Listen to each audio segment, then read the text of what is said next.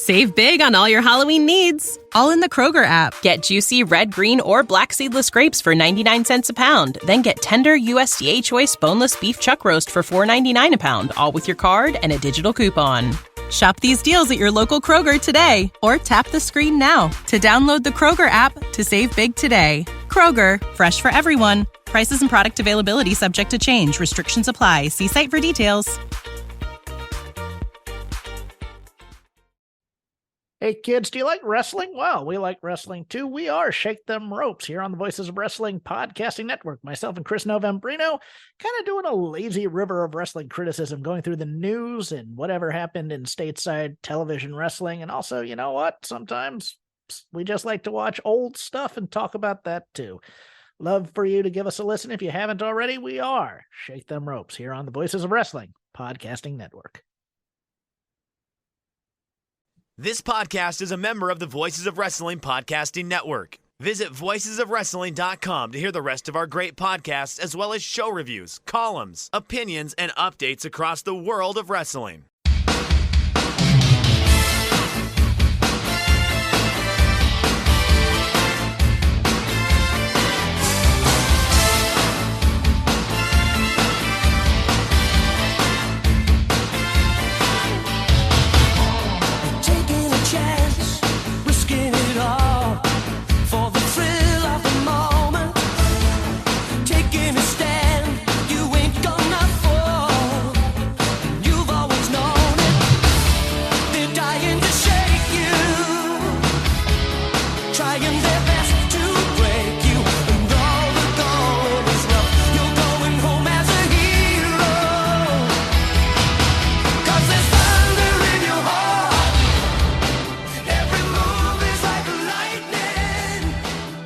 Hey there, Thunder Buddies and Travelers down Thunder Road. It's us, Days of Thunder, the WCW Thunder rewatch podcast that you didn't ask for, but we did anyway, coming to part of the Voices of Wrestling Podcast Network and powered by largemanapears.com. I'm your host, your standing sidekick on Thunder Road, Dave Ryan, and I am joined, as I am every week, by my faithful co-host. He's Stagger Lee Maloney. How are you this week? If you're the standing sidekick, am I the concussive outcome of said kick? Are you the Bret Hart Temple on Thunder Road? Yeah, Jesus. Maybe I'm giving people strokes as they listen to this fucking show. Do you get the feel like I get this feeling sometimes coming into some of these big tentpole moments in the dying days of WCW where I'm just like, fuck, right, okay. This is one of the meaty ones and we gotta do it justice. There's almost like this kind of there's this aura around Starrcade 99 as a thing that, and it's interesting because I've never watched the show bell to bell. So this is your before. first time watching it bell to bell? I've watched the match and I've watched some other stuff from this show, but I've never watched the whole show through. Because usually when I do my doomsday of WCW rewatch for fun on the network before we did this, I was fast forwarding to like Greed and Sin and post reboot is usually what I was focusing on. So look, it's going to be interesting, and I also, as we'll get into, like with some of the stuff that plays out on this show, fucking can't wait to read the Observer for next week's Thunder either. That's going to be a hoot. But anyway, before we get into all that shit, like, how have you been? You up to much? I'm good. So I don't know if I've been up to much. I've been doing my usual. Like, I don't do much beyond what I normally do, which is work, be a father, watch WCW. And watch WCW. Yeah, it's bleak all the same, isn't it? Sometimes it's all we I gotta do. AEW has given real kind of bad vibes the last few weeks, so that's not been much of an escape when it comes to wrestling either. But no, it's just like, I don't know. I'm fine. Yeah. Current wrestling is giving the, like, I think we had one of those moments recently where people are like, oh, maybe I'll start watching WWE because they had one good match at a pay-per-view. And then, like, I try to watch one said one good match and I'm reminded about everything else around it that I hate about the place. That I hate about it. That's so off-putting to me. And whereas, like, I do think the match itself was good if I try to ignore all that stuff. I've long since given up on going and watching the recommended WWE match. I just can't. I think my brain is so beyond enjoying what WWE is at this point. Yeah. And as much as people I respect have praised Drew and Punk, Mm-hmm.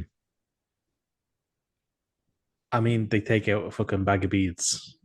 Yeah. Yeah. Yeah.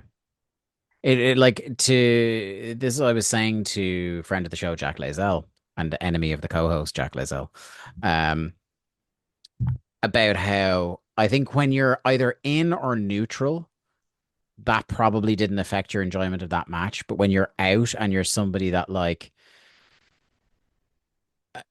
maybe I get misclassed as a WWE hater. Do you know what I mean? As somebody who's just going to hate no matter what in the face of if something's good or not. I'm still somebody that, like, at heart is a huge CM Punk fan. And every time I tune into something he does over there, I want it to be good. I want it to be great.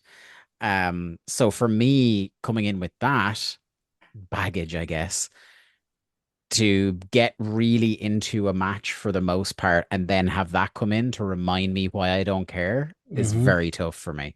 And then, like, you look over at the other side of things, current day, and you're watching a 2 hour Dynamite and trying to pick out 25 to 30 minutes of a 2 hour program that was good. You know what I mean? There are still individual things that I get very excited by and are very my wrestling and very my brand of stuff. And then there's just this haul of stuff that either makes no sense or is bad as well. But I guess as we're recording this is the weekend of Wrestle Dream and the weekend of reported changes to creative happening, and C2 season is coming. So there is a little inkling of hope, as there so often is. Yeah, and I saw the term draining the swamp used for certain figures backstage. Yeah. In AEW. So that's giving me hope. Yeah, I don't know. Like you said it there. Like, you're a big fan of Punk. I'm a big fan of Punk. Even if I, took people at their word and said, what, Drew versus Punk was good, and if I can get past the bead spot, that feud is over now. We don't have to hear about friendship races anymore. And now they're going right back to Punk and Seth. Well, that's again, they go to the most off-putting Xbox Heat guy. Yeah, and it's just me. No, I can't do it. No, no, not worth it. But anyway, look, let's not talk about that, and let's talk about snacks, shall we? Oh yes. I've got a little bit of snack talk. Okay. Because I just spent a week in Prague. You did. One of my favorite cities in the world. Biased a little because Emma lived there for a year in college. So it's also probably outside of Ireland, it's probably the place I've been the most. Okay. Like when she was living there, either she was over or I was over there every 6 weeks. Or so. Like, she'd come back for a couple of days or I'd go over for a week. Because it was free digs and flights at the time, I think, were 50 quid return. Oh. So it was just it was the easiest holiday in the world, and everything's so cheap over there. God bless the Celtic Tiger. Yeah, but some really nice things had over there. Okay. They've got a far wider range of Milka chocolate over there. So there's always all sorts of different bars that are going on, chocolate bars that are enjoyable. I mean, everywhere in Europe has a much wider range of Milka chocolate than we have here in Ireland. The Milka chocolate and the Ritter Sports are aplenty everywhere else but Ireland and England. There is some Milka here now in your Tesco and stuff like that, but it's not. So Milka is kind of for the uninformed. I was kind of we were talking in the Discord, the Days of Thunder Discord channel, and it was pointed out to me very wisely by one of our American listeners. SD, yes. Shout out SD. That I should be elaborating. I just kind of assume sometimes, I mentioned Maltesers on the last show, and it was I was just finding out in the aftermath in the Discord that Maltesers are not a thing in America. I wasn't aware of this. I thought Maltesers were a thing in America. So now I have to, I not have to, but I am going to try to be a bit more conscious about a thing that I assume to be ubiquitously understood may just be a European thing. So Milka is a European brand of chocolate that is not, I wouldn't put it on the pedestal of Cadbury's. Cadbury's is the chocolate brand to beat in Europe and globally, I would say, because Hershey's can eat my ass. Like fucking I'd put Milka above Hershey's. yeah.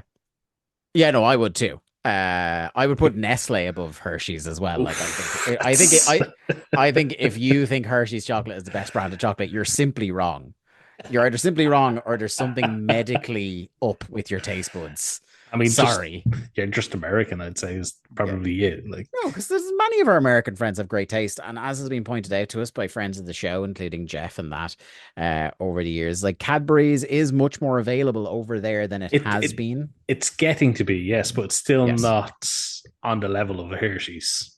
Yeah, but Milka is this kind of like, it's not.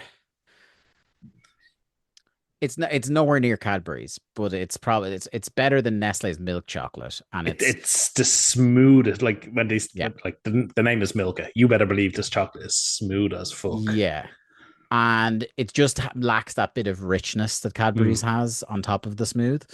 But I tried a couple of bits because they also, unlike Nestle, they take really wild swings with some of their variations on bars. Like you can get you can readily get like a strawberry cream filled bar and things like that. They actually had a Milka strawberry Oreo share size bar when I was there. I didn't try that one this time. That sounds incredibly indulgent.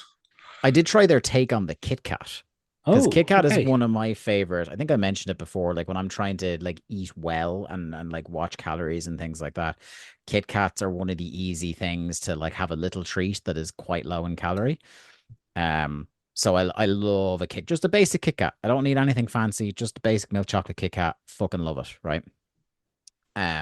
So they have a take on the Kit Kat that I think is called the Milka Joy. Okay. And it's one of those things where when you have a very established format of a bar. And like it looks for all the world like a Kit Kat, and then you put it in, and it's not a Kit Kat, and it throws you off. Yeah, it's not. It's good, and I think in a world where you can go into my brain, remove memory of a Kit Kat, I'd have this and be like, that was fucking banging. But because I know the Kit Kat, it's the one time I'll go right Nestle over, over Milk on this one. Do you know? And I've had this happen before previously, like exactly the same thing. I love a Twix. Yeah. I think if you just want chocolate, caramel, bit of biscuit, there's nothing better than a Twix. Twix is in the Fave 5, has to be. And have you ever got any of the off-brand Twixes? Like your Aldi, your Lidl, your Tesco. Yeah. And Aldi do the best one, I think. They do the best knockoff one, yes. Yes.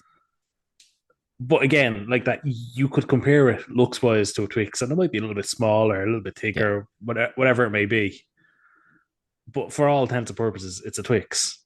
Yeah. And then you taste it, and you're like, it's not though. And it's that thing of, like, it's good, and it's all the things I want, but it's not right. Yeah, it's not quite right. Yeah. It's Twix drawn from memory, like, is what it is. So I tried the Kit Kat. The other one that was a big hit, I was disappointed that my favorite Milka must have been a limited edition one. Like that when I was there staying a lot of time in 2015, 2016, there was one particular Milka bar I would always get. And it's one that was it was half white chocolate, half milk chocolate. Okay. With kind of a wavy line down the middle to separate the colors. And then melted into the chocolate was Rice Krispies. Oh, wow. Okay. And it was fucking class. And that was the one, if it was there, that was the one I was going for every single time. Sad to say that's not, at least in the Czech Republic, it is not there anymore. Or Czechia, as they refer to themselves now. It's a Czechia, yeah. It's not there anymore. Now, there was one that was kind of like a marbled, like, milk and white chocolate mix bar that was still quite nice, but it's just missing that little bit of a crunch. But otherwise, I guess enjoyable. Now they do have that Milka bar that you do sometimes get here, where they have it's a bar where each square of the bar is sandwiched by a Lou cracker.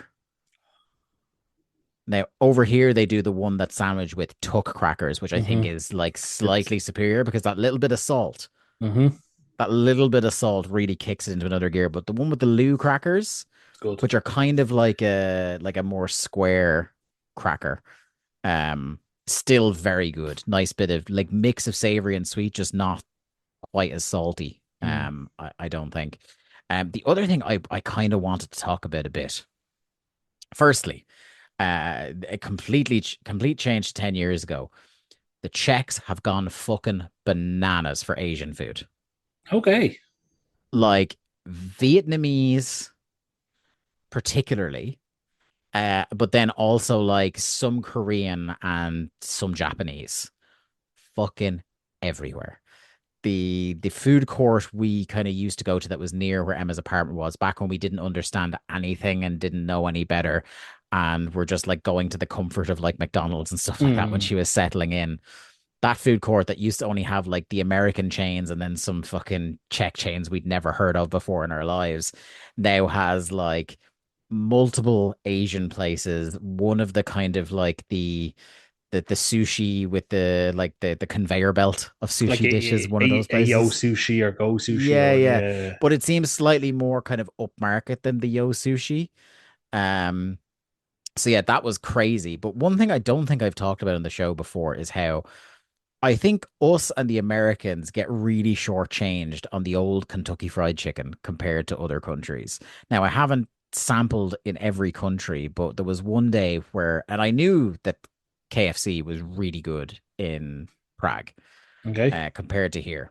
And I always thought it was like an oil thing. Like maybe it's just the kind of like the oil it's fried in makes it a bit, it always felt a bit lighter to me, like eating it as opposed to, like when you have the KFC here in the States, like it's heavy, it's greasy. Yeah.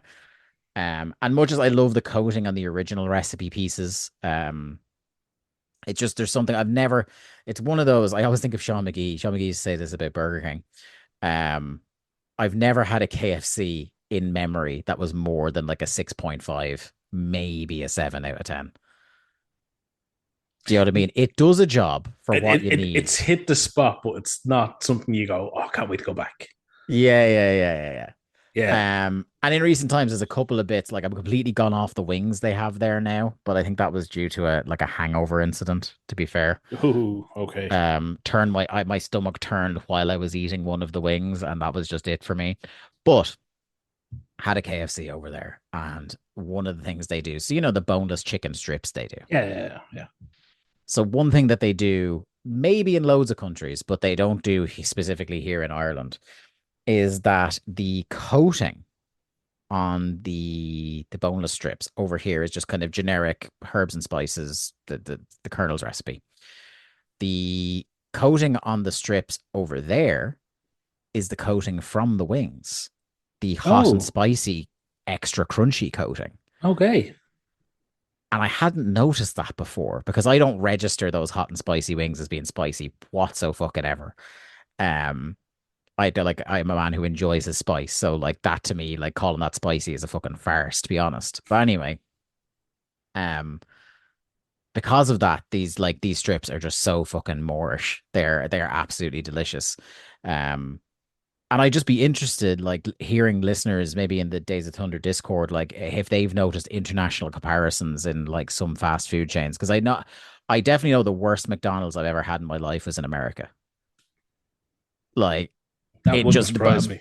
By a country fucking mile, your McDonald's suck by comparison. And I've tried in multiple cities in the States. It's not a just the first time when I went to Dallas and had an American McDonald's that McDonald's sucked. No. Comparatively, just the quality of the meat, the feeling that things were sitting for longer than they should have. That is not the case. I do think Ireland, because Ireland has, this is one thing, if you spent any time here, you might know Ireland has ridiculously high standards for food hygiene and safety and quality and things like that. Stemming out of, I would have to assume, the mad cow scare in the 90s. Probably, yes. I would have to assume. If you don't know what that is, look it up. There was basically a while where trying to have a burger at home was like living in a horror movie. That's the best way I could put it. There was a time when you couldn't turn on the news in Ireland or the UK without being greeted by a picture of a farmyard on fire. Yeah. Like it was horrifying as a child. Yeah. And then like we were out of that a couple of years, and then foot and mouth happened. There was Yes. like Then we had to walk through mats into every that's fucking store. there was about 6 months where we had to walk through like a trough of Yes. disinfectant and water to get into a supermarket. Or I had them in school because we had a lot of like rural children in our Yeah. school, so we had to do like basically the foot dip with our Hmm. shoes on the way in and out of school every day. Fucking insane time to be alive. Yeah. But out of all that, like, and it is Irish beef has got this reputation. Like, it had a good Oh, reputation before, but it has top an notch. Yeah. incredible reputation across the world now, for the quality and the grading of the beef. And I know from my soon-to-be father-in-law used to kind of like work in logistics for places like McDonald's, and I know through that as well that they have ridiculously high standard for the grade of beef over here. So Hmm. I've never felt bad about eating the meat over here. It's not good for me, but it's still like at least I know that the beef came from an actual cow.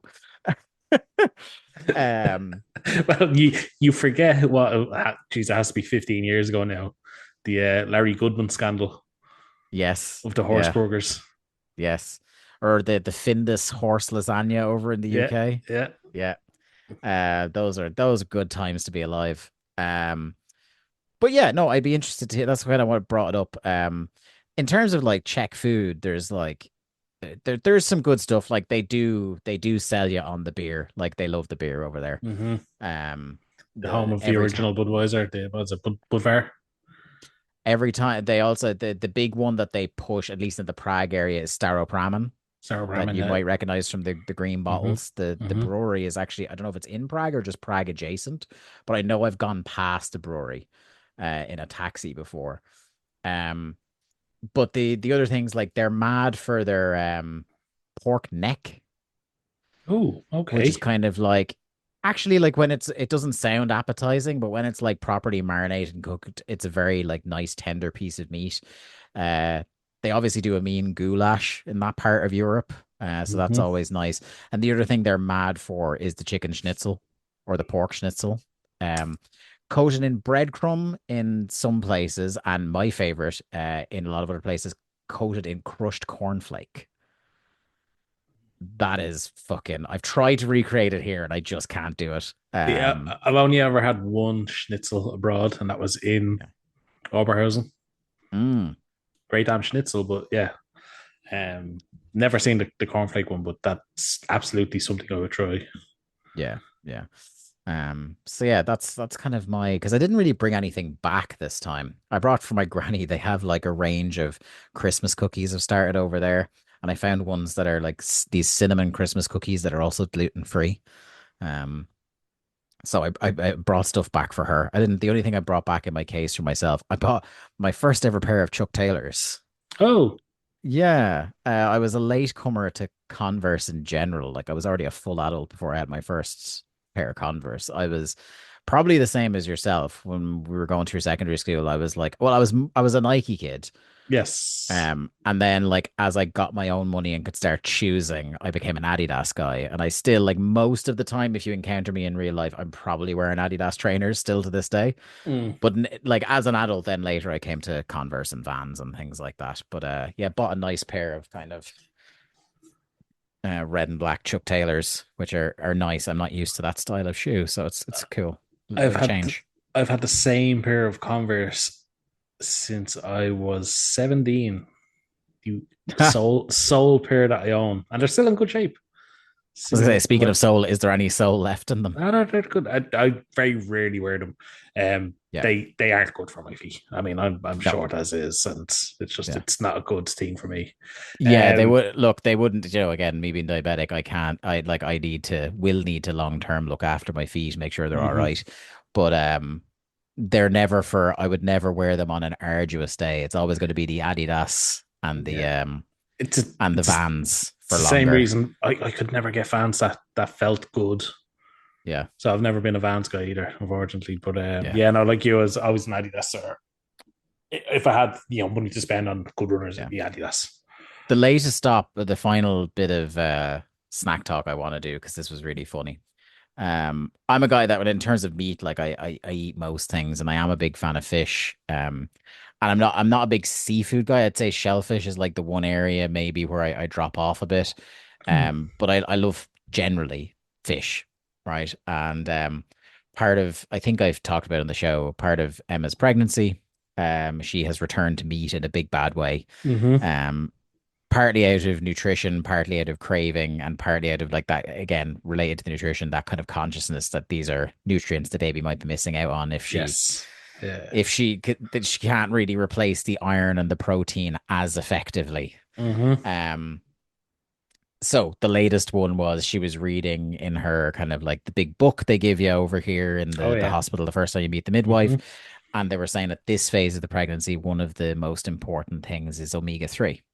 And the greatest source of omega-3 is oily fish. Yes. So this was the one thing, like, Emma has returned to beef, to chicken, even to pork, which I didn't think she'd return to pork. She has returned to pork.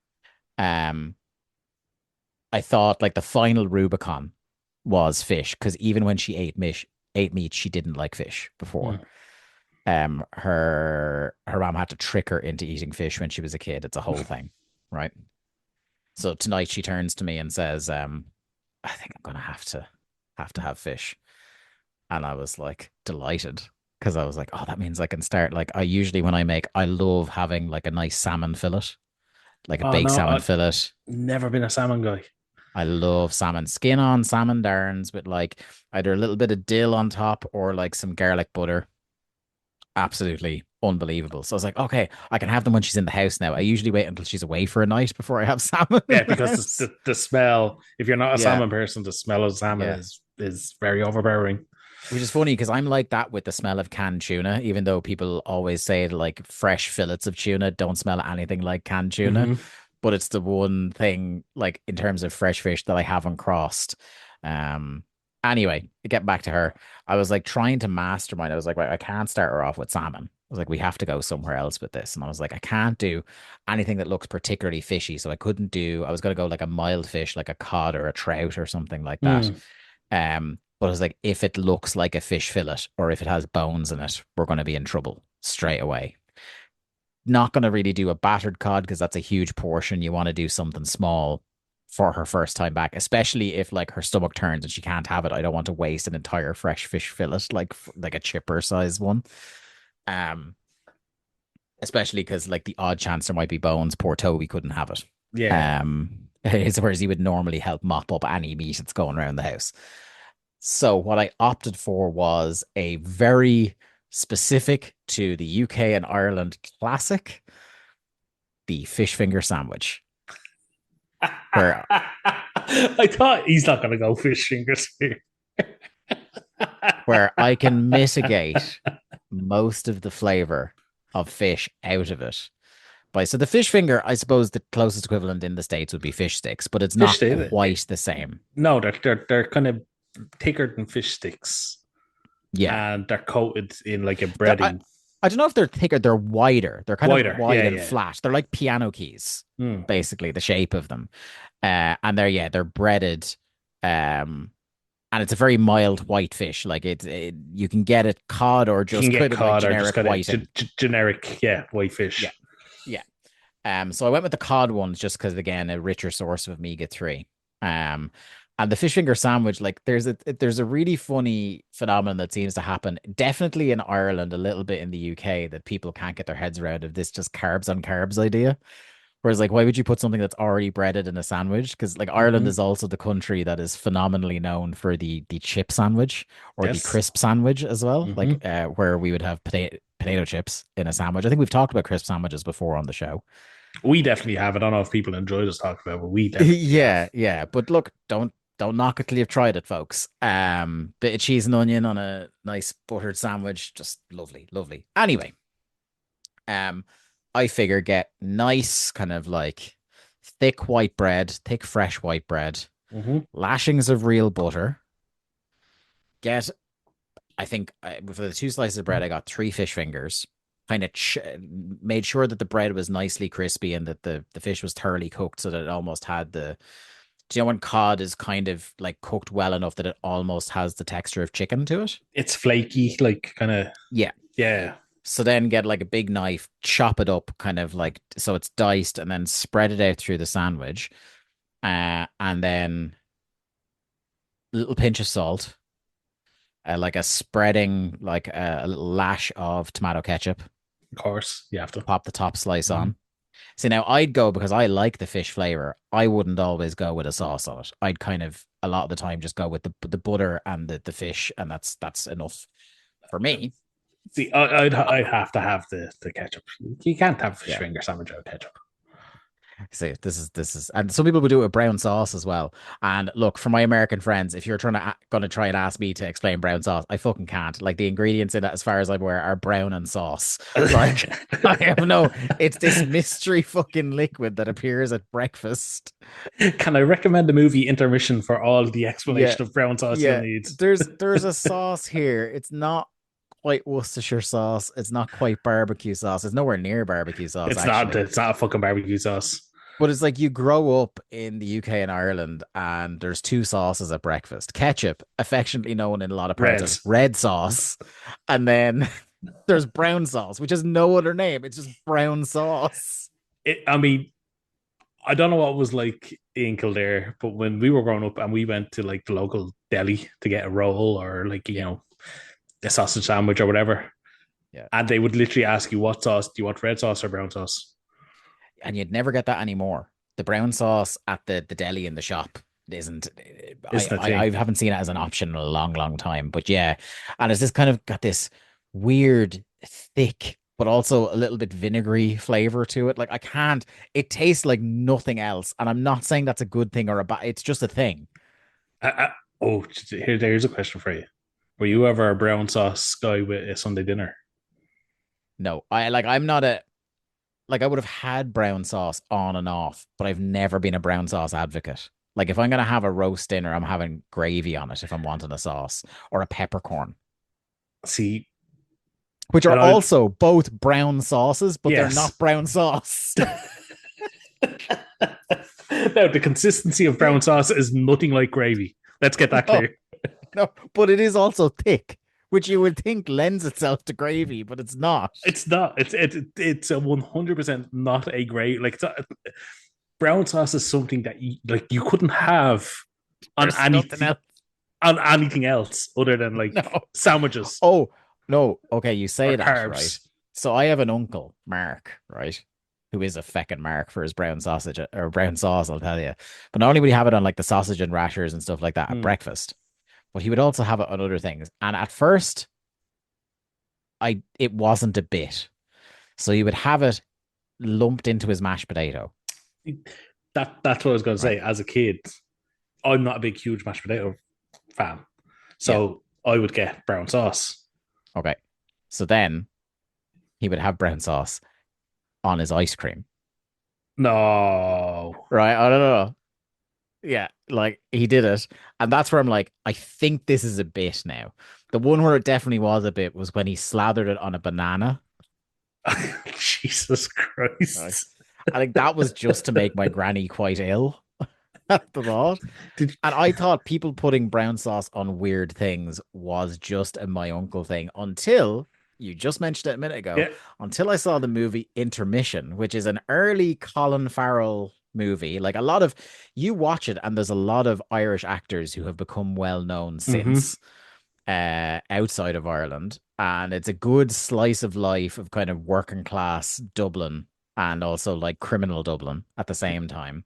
I need to go back. I haven't seen that movie in many years, but there's like an ongoing, like running joke in the movie about it's Colin Farrell's character no, it isn't Colin Farrell's character starts it, but he tries it.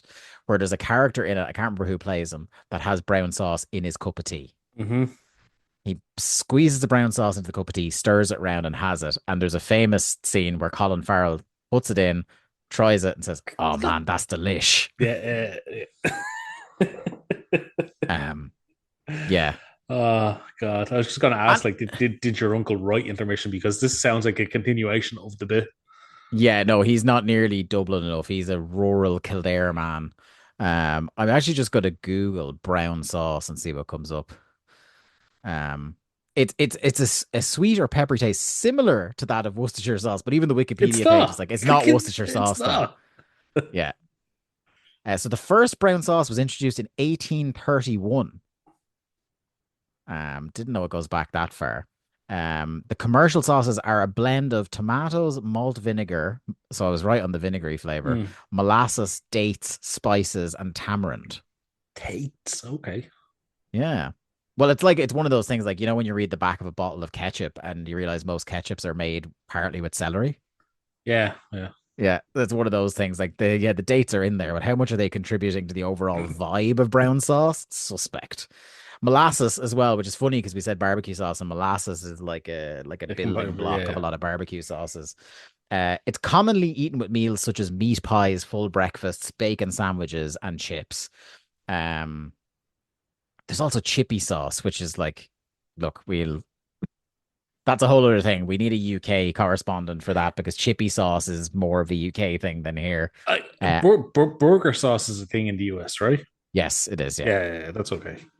A1, which is still a brand that's around, was the original brown sauce, whereas now I think most Irish households would do the chef brown sauce. Oh yeah, it has to be chef. Yeah, chef brand brown sauce. Yeah, there you go. I'm surprised, but also not surprised that there is a fairly detailed Wikipedia page about it, and it seems to be pretty much just the UK and Ireland.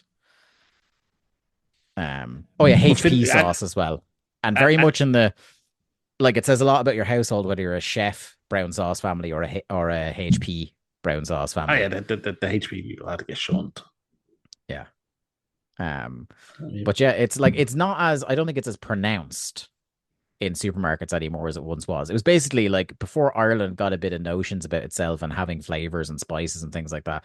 The sauce section was basically ketchup, mayo, brown sauce. That's it. Salad cream. I've got salad cream.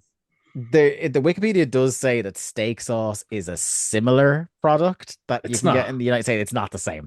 Don't fucking listen to Wikipedia on this, lads. It's not. Steak sauce is nothing like it. Brown sauce is literally ketchup but brown, but it doesn't taste like ketchup. It's similar. It's as you said. It's brown, and that's what it tastes like. It tastes like brown sauce. It's similar in flavor profile to Yorkshire relish, which is an even more region specific thing. If you haven't heard of brown sauce, you have not heard of Yorkshire relish. I'll tell you that. But let's go back to your fish finger sandwich. Yes, it was. So Emma ate it without complaint. And that was, that was a very positive review. And she gave it, now, to be fair, for the first couple of bites, she was acting like she was being fucking waterboarded. But look, we're off to the races now. The fish fingers are back. Like, I'm kind of hoping in the way that she first made a jump into meat with the McDonald's hamburger, that within a couple of weeks, I can make some fresh fillets of fish. Or something like that around here, or get some fish cakes. Maybe get her into some salmon. Or maybe just take a trip to McDonald's for a fillet of fish. Oh God, I like fish. I've never to this day tried a fillet of fish. I've never seen that that looks less appetizing. I've never had one myself, but it might be an option. Now, it was one of the hacks for McDonald's back in the day when they used to leave stuff under the heat lamps for ages. That the one thing to know you were getting a fresh burger at McDonald's was to order one, because they couldn't leave fish under a heat lamp because it'd go bad quicker than everything else. So if you were going to get a fillet of fish in an Irish McDonald's, they would have to make it from scratch right then and there. But now all the McDonald's stuff is made fresh to order. So you don't necessarily need to do that. But yeah, that's our primo snack talk feature for this week. You'd swear this was one of those shows we have nothing to talk about, but this is, as we mentioned, a historic fucking Starrcade for a number of reasons. Yeah, it really is. But let's get into it. As I actually, for the first time in a long time, enjoy a whiskey. I noticed that as you were taking a drink there, yeah. Yeah, I've gone with the Clonakilty Irish whiskey tonight, a doubler. It's beautifully smooth. Now, I did have a sip of it straight and then put in my club ginger ale into it, as is my wont. I hadn't had a whiskey in a while. Again, as I think I talked about on the podcast, with not knowing if we may need to rush to the hospital or anything like that, I've kind of been alcohol averse for the last while.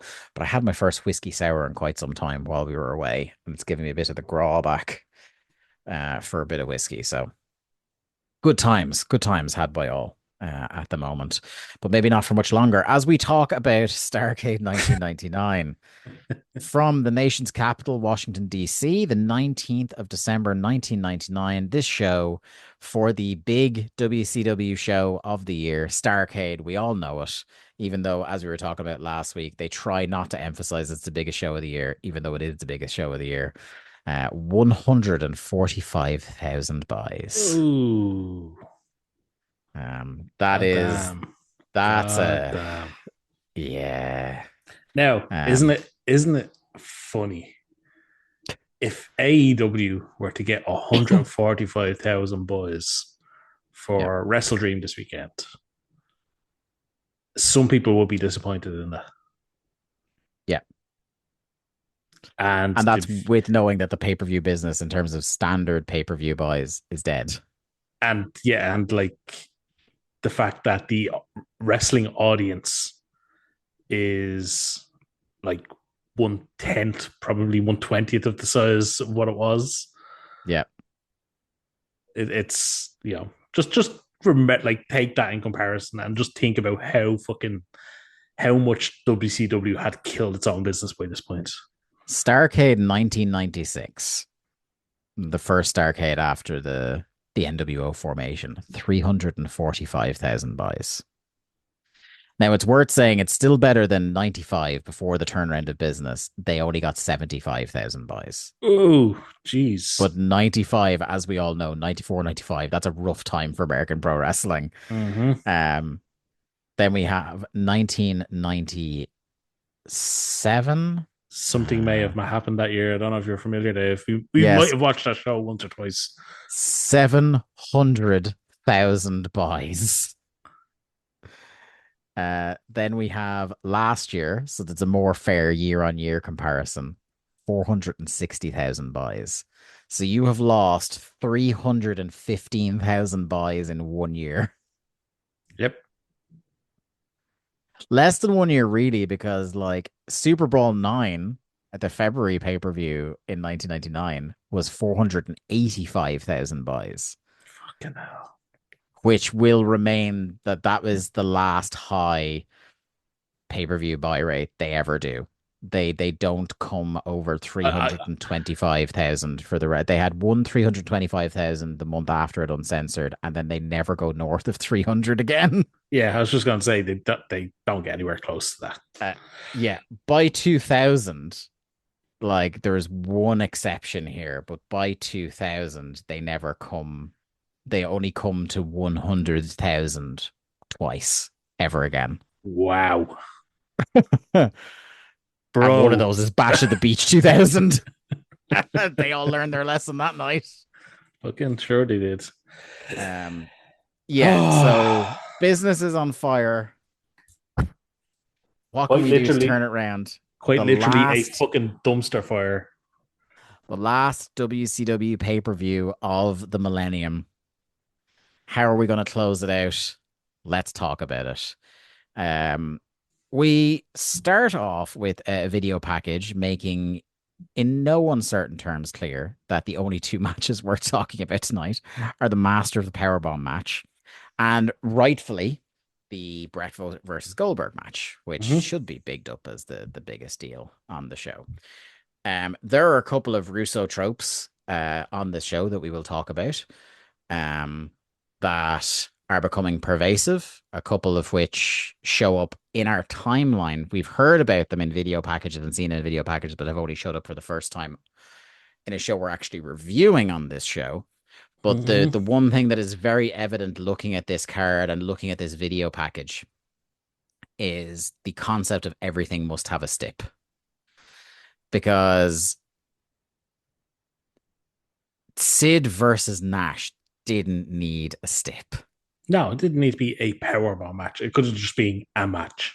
Especially because we literally started this podcast in the middle of a feud between Kevin Nash and someone else over a powerbomb. Yeah, which is where I got confused because I couldn't remember that was actually the giant match that Nash weaseled out of. So I'm also thinking, like, as well as that everything must have a stip thing sucks.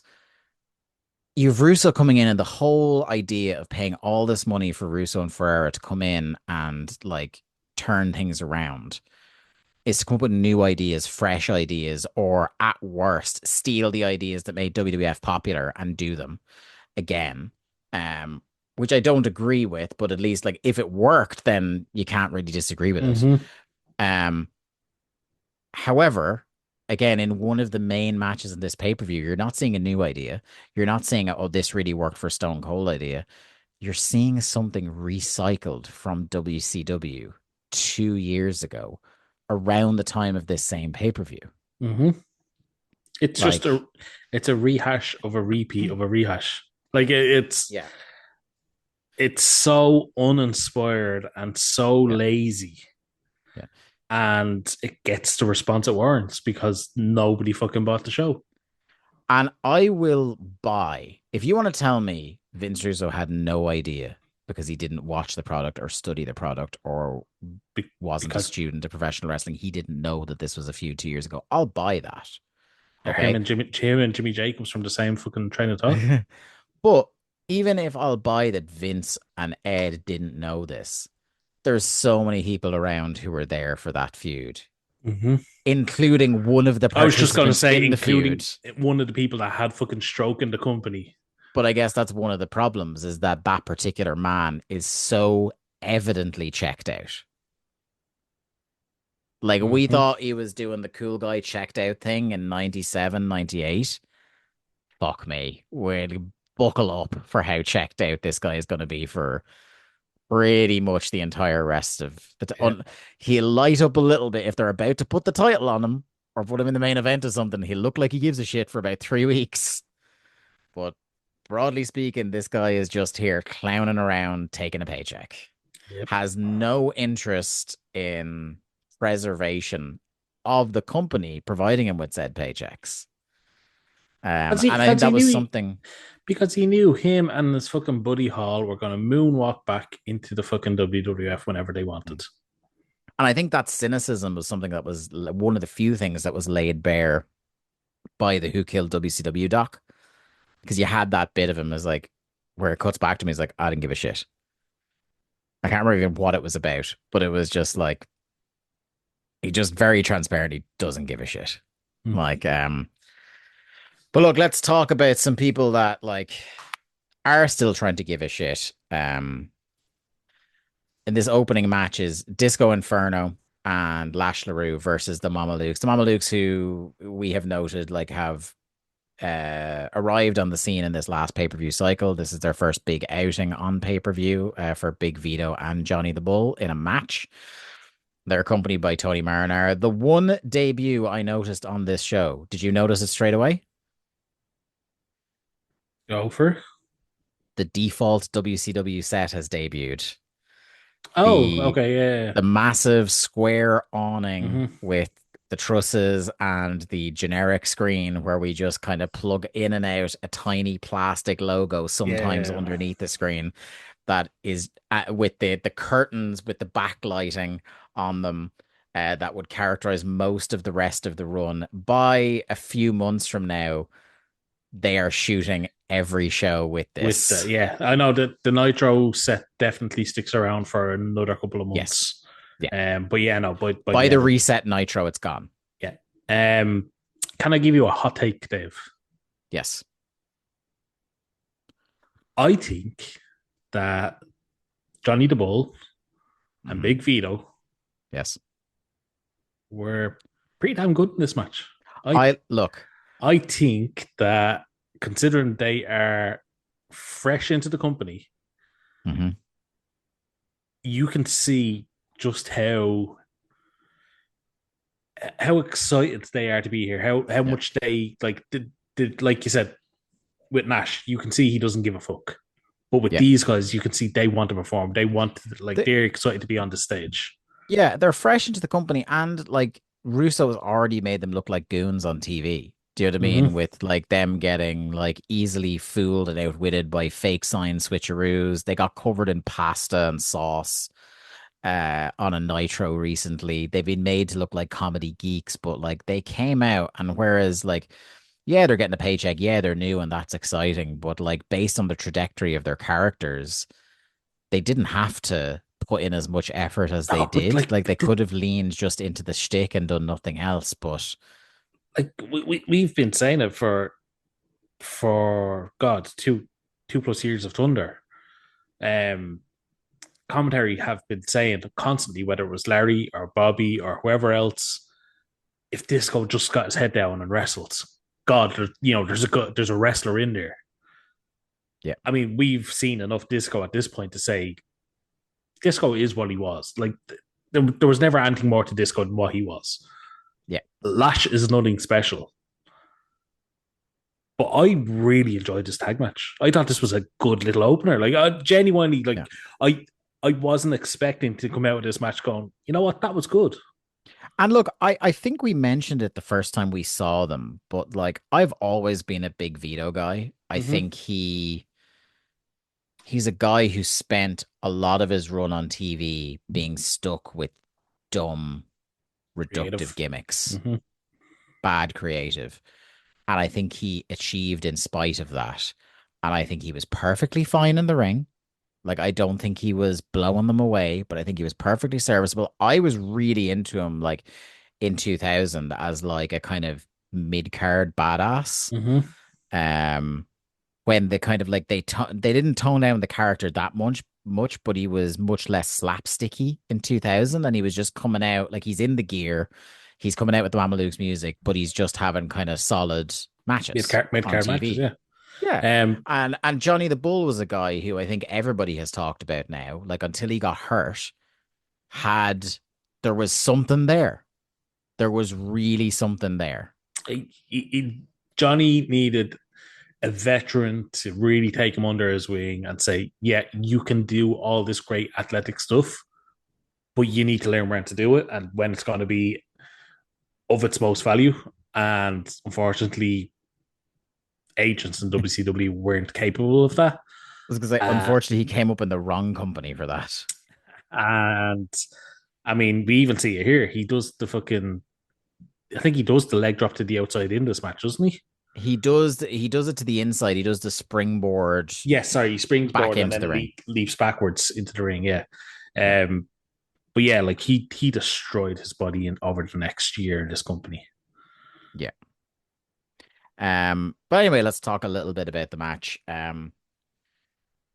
It was kind of like at first I thought it was ridiculous, but it ended up being good. That I was like, oh my god, like the Mamalukes are coming out and trying to act serious, which is so discordant with how they've been treated in backstage segments. But it's the classic Russo thing, isn't it? Like because Russo doesn't. He books the finishes, he books the creative, but he has no interest in what people are doing inside in the ring. So there is that kind of disconnect. Like as soon as the bell rings, the Mamalukes are just wrestling like a young, eager to impress pair of wrestlers. Yeah. So we have Vito gets the heat for a minute, brief fire up before Vito puts Disco back down again, and then hits a cat style karate pose, which popped me. Johnny the Bull comes in for a bit before Disco gets his chance to run well, and Johnny swings a kick at Tony on the outside. Disco was getting decent babyface reactions, I noticed, during this match, which is funny because like he's kind of within a couple of months when he's with the Conan and that whole act, like he feels like the one that's dragging them down in terms of they're all getting huge babyface reactions, and the whole shtick is that Disco is completely fucking lame. So it's interesting to see that, like, even though we don't rate him as a professional wrestler, he was getting decent babyface reactions here, or as a person, or especially as a person. Little bit of shine with a power up out of a headlock. Lash gets a hot tag. Again, you can see the greenness of Lash, speaking about somebody who needed an arm around the shoulder and an encouraging voice. Like there's just a lack of urgency. Like you can tell he's spending more time trying to remember what his next spot is than he is trying to make the spot look good that he's doing now. And the comparative reactions, like it gets so fucking quiet when Lash is in there, because again, this is Russo doing him a disservice. Like, is he a babyface? Is he a heel? I don't fucking know. The way they've been booking him. Like, he's acting like a fucking heel, but he's being booked as the babyface tag team here. The crowd don't know what to do. Also, Disco didn't earn a babyface turn, so Lash helping Disco is again confusing the fans on who exactly is the faces and heels in this match. And I know Russo is a big component of the Shades of Grey, but when you have so much grey, you're not going to get any kind of But reaction. it's so fucking stupid. Like the Shades of Grey thing only works for exceptional talents. Mm-hmm. It works for Stone Cold. It works for Punk. It works for Moxley. It works for certain people through the history of wrestling who are such great badass heels that it doesn't hurt them that they get babyface reactions sometimes. Do you know what I mean? And Mm-hmm. again, I keep harping on him on this show because I've been watching tapes. But Stan Hansen is a guy who is like set up as this mean fucking American scary heel. He's going through, whipping his bull rope through the crowd. Get out of the way. He's gonna fucking maul you. But like he's so good in that like fucking gaijin shithead role that like he always gets the applause and reactions of Yeah. respect as well, and it works for him, but it doesn't work for everybody, and particularly guys who aren't fucking established. You need to lead the audience's hand into what they're going to do to give that performer the leeway to learn their craft, Mm-hmm. because otherwise you're putting a lot of onus on a guy who doesn't fully understand ring psychology yet to tell the Yeah. story when he's being, mostly at this phase in your career, you would imagine he is being led by the other guy through these matches. Do you know what I mean? So Yeah. like Lash doesn't have the time to try and figure out how to navigate this tweener role. You need to explicitly, and it is like it's the low art thing of wrestling, and you need to fucking spell it out when these characters debut. Are they a babyface? Are they a heel? And if you're going to switch them, there needs to be a definitive turn. Mm-hmm. Definitive. Yeah. Let's And argue about whether he can be a tweener later. If he's fucking doing Stone Cold numbers in WCW, I'll hear the tweener thing. but yeah, it's that whole thing of wrestlers, especially in the 80s and 90s, they would go on the road and they would do their house shows, their 5 or 6 house shows a week, and they would learn to listen to the crowd and learn how to manipulate that crowd to get the response they wanted. Like, Do you know what's the sorry? whole idea of like the opening act coming out and not getting a response, that seems to be lost. Mm-hmm. Like today in modern wrestling, in 1999, it wasn't, because when people weren't familiar with you, they wouldn't react. Yeah. Do you know what's another good example in this company at the moment about how doing the tweener thing is hurting them? The fucking main event. Yep. Because they're doing the Goldberg tweener thing, and Goldberg is as close to a made guy as it gets in the company right now, and even the crowds are struggling with how to react to him doing his tweener thing. And Bret Hart, one of the greatest professional wrestlers to ever lace a pair of boots, had been heel for a long time, was out, came back, is just kind of suddenly a baby face. Well, And people also don't like, yeah, again, yeah. well, do you know what I mean? Like, but for the month leading up to this, has been portrayed mostly as a babyface. Mm-hmm.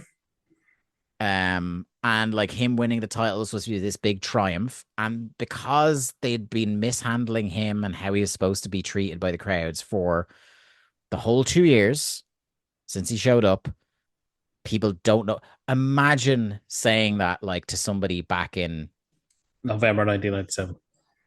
Yeah. That like 2 years from now, crowds won't know how to feel about Bret Hart. And not because of Bret. Yeah. Like it's crazy. But anyway, we have Disco and Vito spill to the outside while Lash tries to take care of Johnny, who press slams him, attempts a vertical leap onto the top. This is where we're talking about the rebound leg drop. He stumbles a little, but then climbs up, does the rebound leg drop. Big splash from Disco. Vito breaks it up with an elbow. Lash breaks that up, subsequent pin up, does the 10 punch. Vito shoves Lash into the corner. Disco attempts a last dance, blocked. Disco doesn't turn around, accidentally gives it to Lash. Vito hits a really nice looking implant DDT. And a little bit of miscommunication because you have 3 inexperienced guys and Disco in here. when this implant DDT is timed, Disco was supposed to be getting distracted by somebody, but he was wide open for the pin and had to create his own distraction, walk over to Johnny and pretend he had been distracted the whole time so that he wasn't breaking up the pin. Mama Luke start beating on Disco after the bell, because that was the pinfall. Marinara comes out with a body bag. This is, again, as soon as Russo comes back into proceedings, it's just like roll your eyes. Mm-hmm. So they come out with a body bag, they ether him and put him in the body bag. Now, this is the bit that makes especially no sense. They ether him, carry him backstage, and immediately reopen the bag, wake him up to beat him up some more. Yeah. So the point of ethering him was to get him into, because they throw him in the trunk of the car and drive off, right? But he was already unconscious and in the body bag. You didn't need to open the body bag, wake him up, beat him up some more, then put him back in the trunk of the car and drive off. It makes no sense why you would have done the ethering and the body bagging first. Or you know what they should? Surely you do the beatdown, drag his corpse to the back, ether him and body bag him in front of the car. I mean, it would make sense, but I guess what would have been even better was if they just didn't have the camera follow them backstage. And they could just say, oh my God, the Mamalukes are carrying out Disco in the body bag, and just they're gone. You didn't need to see him being put in the trunk. He's already been put in the body bag. Or if they had him wake up in the body bag and burst out and start fighting them. Later on, which would make or something. It'd make no sense because of the ethering thing, but at least it would make sense why they had to beat him up again before they put him in the car. You know what I mean?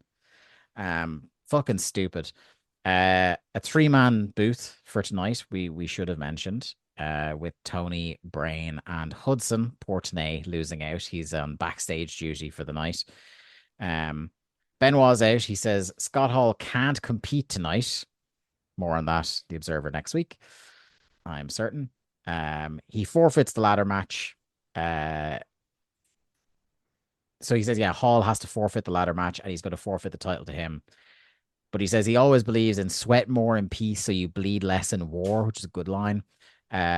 He says he now personally considers the title vacant and issues an open challenge for later tonight. Now, I feel like, again, if you're going to be the logic hair splitter, it shouldn't have been Benoit making this announcement that it was vacated. Just have management say. Yeah. Because this was Benoit saying, they've just given me the title even though I didn't win it, but I'm deciding it's vacated. Dumb babyface. Even though the running storyline in the company at the moment is the powers that be are running amok and not letting anybody do anything unless they say so. Yeah, but that's just flown in the face of that. But the championship committee have decided that Scott Hall has been stripped. Yes. So the championship committee control the title, Steve. I guess so. Remember that. Our world cruiserweight title match, God fucking above. Evan Courageous. Before you start this, I'm going to get a second can of Pepsi because goddamn do I needed to get through the show. Do you know what? I'm just going to keep on vamping here because this was fucking abysmal. And when Lee gets back, I will talk about how this establishes one of the running themes of Vince Russo that we talked about at the start of the show. But it is also a thing that Vince Russo, I think, will plead ignorant to if you ask him about it. We have seen this weird storyline for the last couple of months of like, that makes no sense to us. And again, even if there are segments on Nitro that try to explain it, we talk a lot about the original mission statement of this show, where we're trying to point out that one of the things we're trying to establish here, apart from WCW is muck towards the end, which I think is well established, is that it becomes increasingly hard to follow WCW if you are just a TBS viewer. So this Evan Courageous Medusa thing where he is completely infatuated with her and doing her bidding at the off chance of a kiss, let alone a shag. And then all of a sudden in the middle of this pay-per-view cycle, he just goes, do you know what? I'm not interested anymore. So I'm going with Spice now. Right. This makes no sense to the long running storyline because they didn't. I guess there's the inkling of trying to do he felt so jilted about her coming from the cruiserweight title that he's just dropped her like a hot snot. But that is us trying to knit together a story from disparate things that happened. That is not the actual established story on TV. And now, Lee, as you return, The other thing I was going to point out that is the troubling Vince Russo trope that is present throughout his run and is present heavily on this pay-per-view is man-on-woman violence. So much man-on-woman violence on this show. Fucking hell. Yeah. Oh my God. It was genuinely the hardest part to get through the show. It's just you go through a match and you're like, yeah, okay, that was a match. Then next up, it's man-on-woman violence. Then you have another match. Then they have more man-on-woman violence. And it's seemingly never fucking ending with this guy. Yeah, like as you laid out, this story has just been an absolute fucking mess right from the get-go. They were, like you said, telling the story of Evan being infatuated with Medusa and her being kind of not that interested until she decided she wanted to be cruiserweight champion. And now he's not that into her because she wants to be cruiserweight champion. And But again, that's never been it's never been explained. That's definitely why. That's us trying to assume that's why. Yeah, and like you said, Spice is just there now because the Nitro girls are no more. So you got to use these people that have contracts, apparently. Yeah. God, the match wasn't good. I mean, look, Evan Courageous is not good. No. He gets capable eventually, but it's not now. It's not now. And like looking at this match, one thing that threw me off is like Medusa's making her entrance, and it's just I don't know if the sound mix was bad or the camera just happened to be near some awful people, but it's like just constant wolf whistles at Medusa. Yeah.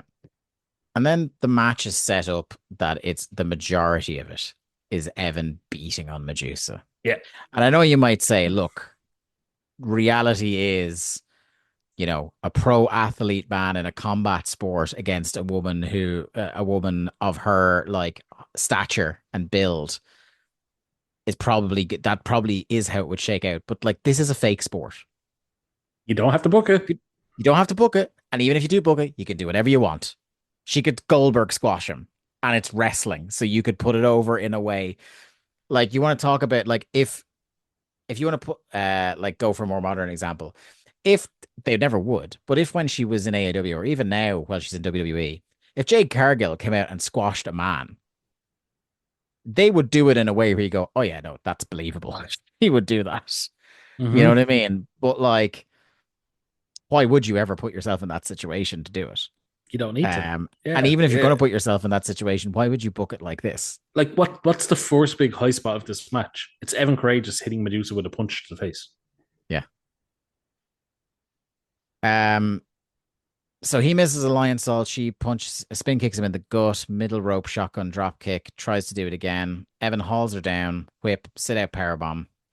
The other thing about this as well is Evan is like, we're pretty sure is supposed to be by the end, he definitely is supposed to be the babyface, but people aren't into him because, again, this is another thing where, like, which one of them is supposed to be the babyface or the heel? Mm-hmm. At the moment, it's not spelled out for these people. It's not either of them, really. It's not both, and it's not either.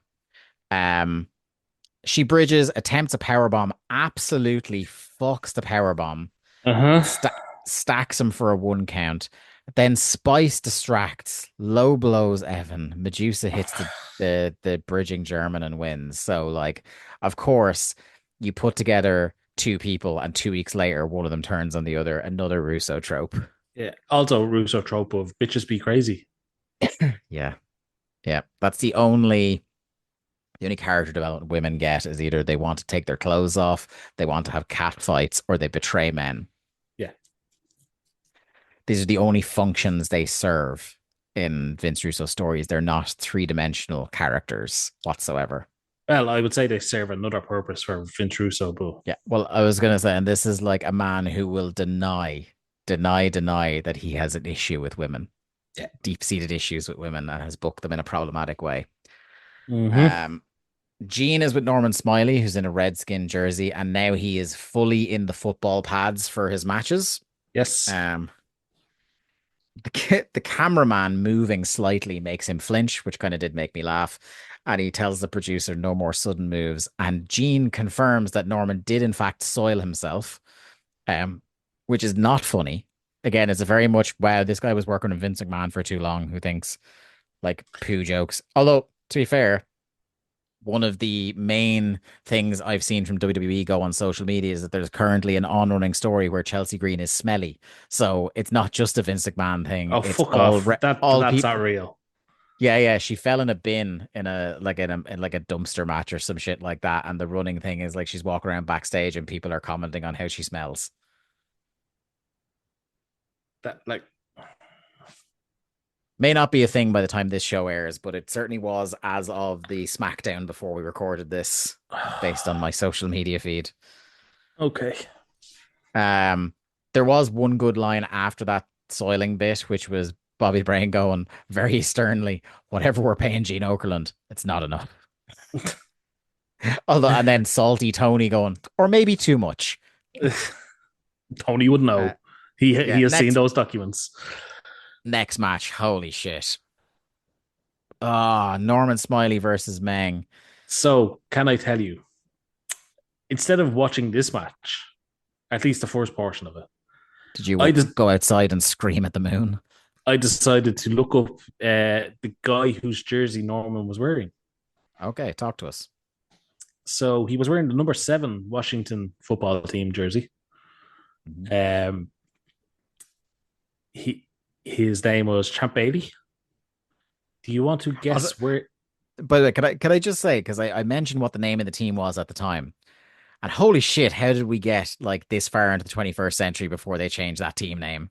Oh yeah, look, it's insane, isn't it? And people were upset by it apparently as well. Yeah, like even as I said Redskins, I was like, like that is what they were called. That's factually what they were called. But holy shit.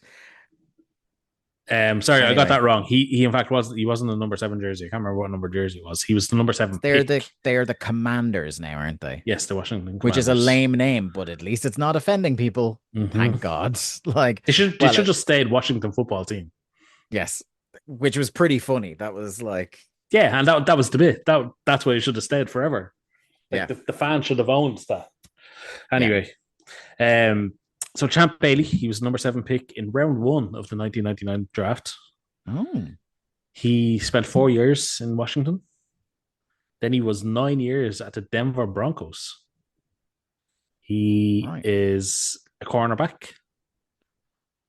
And can you guess, Dave, how many times he made the Pro Bowl? I literally cannot guess. He was a 12-time Pro Bowler. Holy shit. He is selected in the NFL 2000s All-Decades team. Wow. So and it goes to show, I was going to make the comment that as soon as Norman turned slightly for them to see the number, and it did get a huge pop in the building. Mm-hmm. So, I think it's fair to say that Champ Bailey was the most successful member of this match. Yes. He would have been the most successful even if there was no jersey because he didn't appear in the match, which was the wisest decision of all. I am so done recounting a lot of these paint by numbers plunder matches. The only notable thing from the first half of the match is the return of the Surge can. I do love this running bit that the Surge can is now back in WCW. Even though it's always just backstage, yeah. They're 100% not getting money anymore for it because they're not. They don't spend time talking about it like they used to back in the day. And then we have. Is this the reemergence? Is this the reemergence of Finlay and Knobs? No, we know they're both back because they have been mentioned and we saw them in a clip. Okay. But this is the first time we've seen them on a show. Finlay and his private Knobs from his hardcore boot camp. Because, the boot camp idea went so well with what's his face. Fucking Coach Buzz Stern. Yeah, but this is a boot camp ran by an angry Northern Irishman. What could possibly go wrong? Do you think this was them just going, we want to do the Ra, but we can't? I mean, have you ever seen Frosted Tips in the Ra? No, because they're usually wearing the balaclavas. They could all have frosted tips for all I know. Oh, that's a good point. Isn't it? God, imagine frosted tips, Jerry Adams. I was just thinking of that. Fucking hell. Frosted Tips, Martin McGuinness. Here's a fucking chilling idea. Some of those speeches would be very different if they had Frosted Tips, wouldn't they? Yeah. Anyway, one thing that made them look like dorks is that they choose this segment to attack, and they attack Meng. Because it's Meng no-sells them and is like easily fighting them off for a few minutes. While until Norman hid under a catering table. Yeah, until they finally like bend a lead pipe around the man's head and knock him out for just like precisely enough time to get pinned by a re-emerging Norman Smiley, who then runs away, and Meng instinctively wakes up and chokes out the ref, who returns, by the way, in 2 matches' time. Nick Patrick, way to sell the Tongan death grip. I mean, no, none of the referees sell any of the attacks. I mean, the referees get attacked in every match in this company. Yes, they really do. The referees are by far the toughest people in this company. Yeah. Gormless idiot David Flair shouts at the man delivering a gold crowbar to him. Yeah, whatever. Does your opinion change of him now that he's ranking off a golden crowbar? No. It absolutely doesn't. Oklahoma giving Doc a pep talk. Okay, the one development in the Oklahoma bit is him having the in-sync microphone. Yes. So now he's delivered. We'll talk about it in a bit. I thought it was going to be live in the arena, which would have made it even better, but we did at least get to hear him talk. So he walks out the door, cut to the arena, immediately cut back, and the Misfits have jumped Oklahoma so close that there's no way Doc didn't hear it happen. But anyway, we get a Revolution versus Duggan video. Then Duggan says, even though his match is about to start and there's no advantage for him not saying who his partners are, he's saying he's refusing to say who his partners are, but they're true blue Americans. And then we get an 8-person tag match. Which, can I ask you, was it established until the finish of this match that Dean was in this match? Or not Dean, sorry, Shane Douglas. I mean, Dean Douglas would have been quite the surprise on the show. Yeah. Well, it was an 8-person tag, and the Revolution only have 4 members. I guess this is true. I mean, sure. Like because he just immediately went and sat down on commentary, and he still had his arm thing on, didn't he? I mean, maybe Shane has been legal in all of these matches that Revolution have been having, and we just don't know. Perhaps. A reminder of the ridiculous convoluted steps in this match. The Revolution must become janitors if they lose, replacing Duggan, and Duggan must denounce America if he loses. We also see the Days of Thunder debut of Leia Meow coming out with the returning Varsity Club. Kevin Sullivan, Mike Rotunda, and Rick Steiner. 2 things about this entrance. One, very funny that not for 1 second was Rick Steiner going to wear the Varsity Club gear during this match. Nope. He just came out in his own gear. Fuck you guys. Rick Steiner had one thing in mind for this match: dancing with Leia Meow. Well, this is the other thing, is that Leia Meow gets the creepy 90s pop from this crowd. Mm-hmm. And Varsity Club get the, oh yeah, I remember them pop. Where it's like, it's kind of, we know them. We don't care, but we know who they are. And this match sucks. Oh, God, it was awful. Also features heavy amount of... Go on. Yeah, I was just going to say, another Russo trope is that Kevin Sullivan has eyes only for Asia, and that's the only person he interacts with in this match. Also, I was going to say, another match with a heavy amount of man-on-woman violence. Yeah. Where Asia gets beaten down by all her opponents at the same time, who are, by the way, supposed to be the baby faces. The other thing as well, Shane Douglas, being a bit of a bold boy in terms of talking about insidery things. I don't know if you spotted this during the Varsity Club beatdown of Asia. He says, and I quote, "Look at Kevin Sullivan beating a woman." Yep. I was like, oh dear.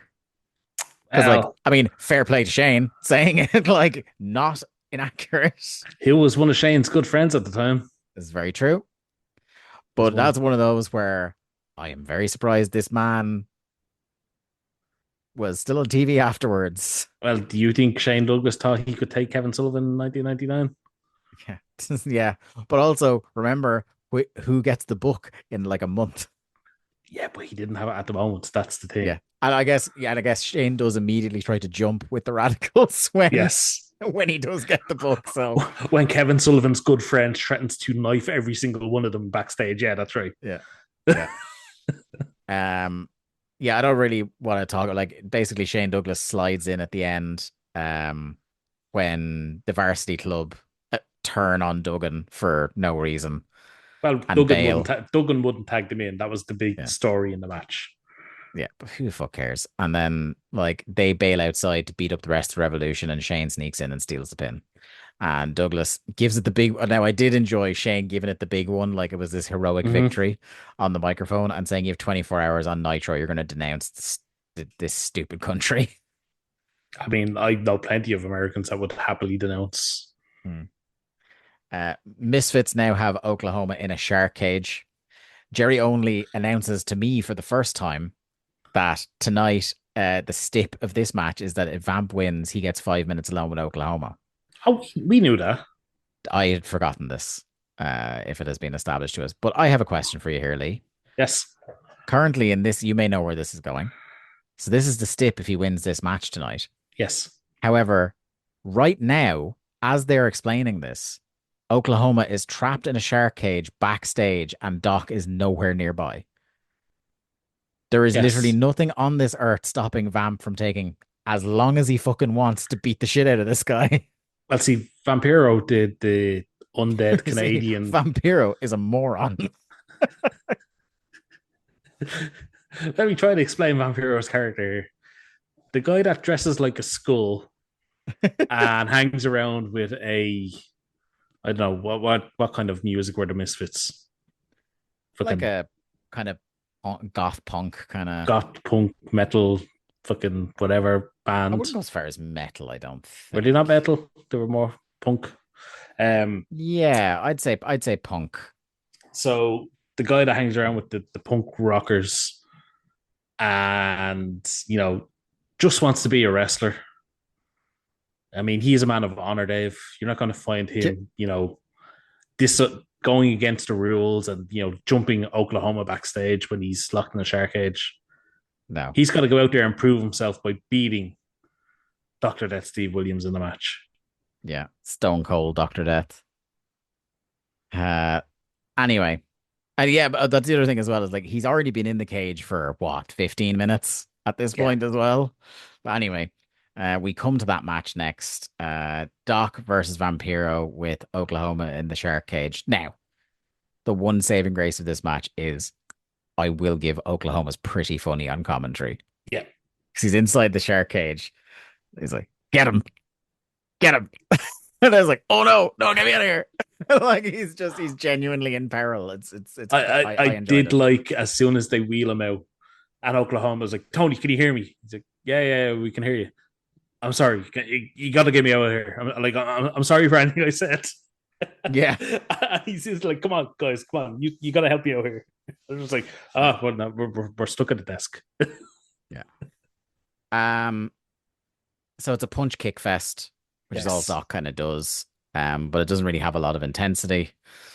Doc docks up at one point and hits a bunch of 3-point stance tackles. And that's one thing I have here. Doc using the 3-point stance tackle is such an outdated, like, you're kind of lost here. Like, you can't be using that. It was outdated when Mongo was doing it at the start of our run. Do you know what I mean? Like, and now Duggan is back doing it as well. Like, come on, you're better than that, Doc. I did like the bit where Oklahoma, so he's doing chops, and Oklahoma was going chop, and then at one point he just goes, Doc, do another move. I'm sick of saying chop. That was good. Huge overhead throw off the top by Doc. Nearly lost him on it though. Yeah, he did. He's a fucking hoss, so he managed to recover.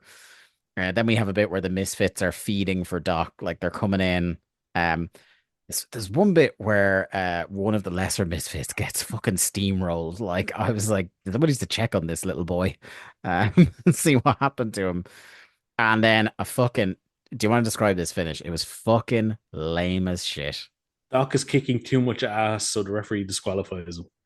Yeah, Charles Robinson is trying to get him off Vamp for kicking too much ass, and he shoves him twice, and then he gets DQ'd. Now, the one thing that sells this finish that almost made me think it was good, Oklahoma absolutely enraged. Like he immediately realizes he's fucked. But then he realizes, because Doc keeps beating Vampiro, and he realizes Vampiro's unconscious, and he gets this big scrappy do energy about it, where he's like, let me at him. Get me out of It's just very, he goes, Doc comes over and he's shaking the cage. He's like, it's okay, Doc. You did good. And he's like, yeah, I can take him. It's like he realizes to himself, he's like, he hasn't moved. He's like, I can take him. Let me out of here. Yeah. Let me out of here. Gets really I can take him. Yeah. he builds himself up.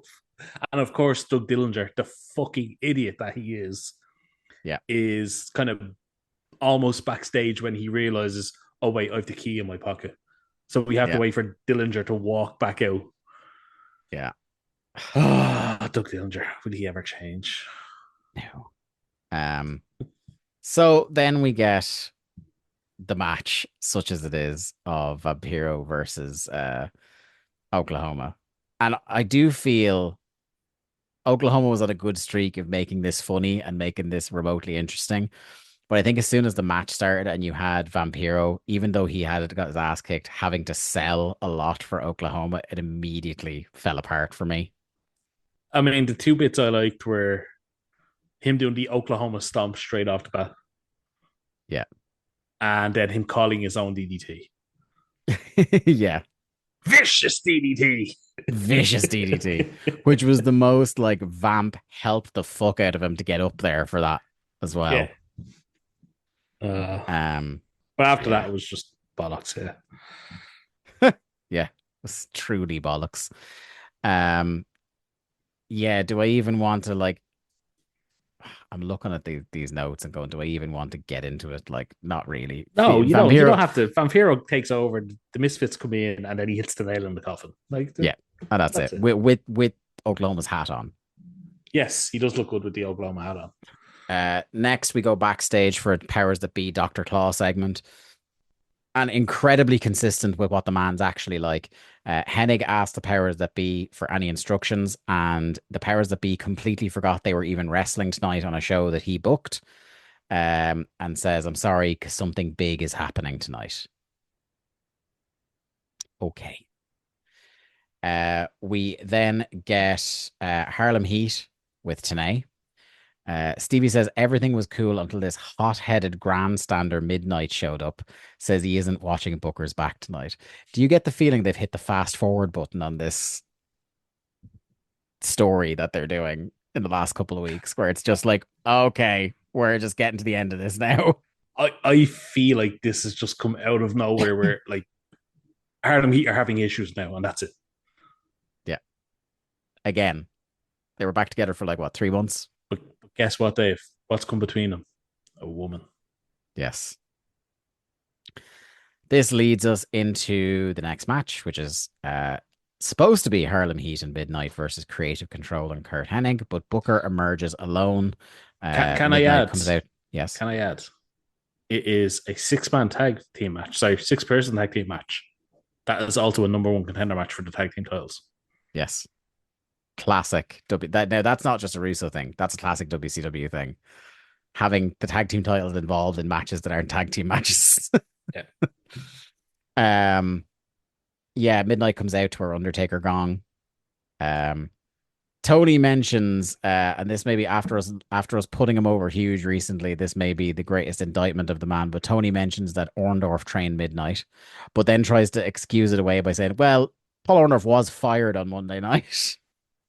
Jesus Christ. Oh, sorry, in storyline. Yeah, sorry. Yeah. I thought Tony was shooting for a minute. Hey, Lee.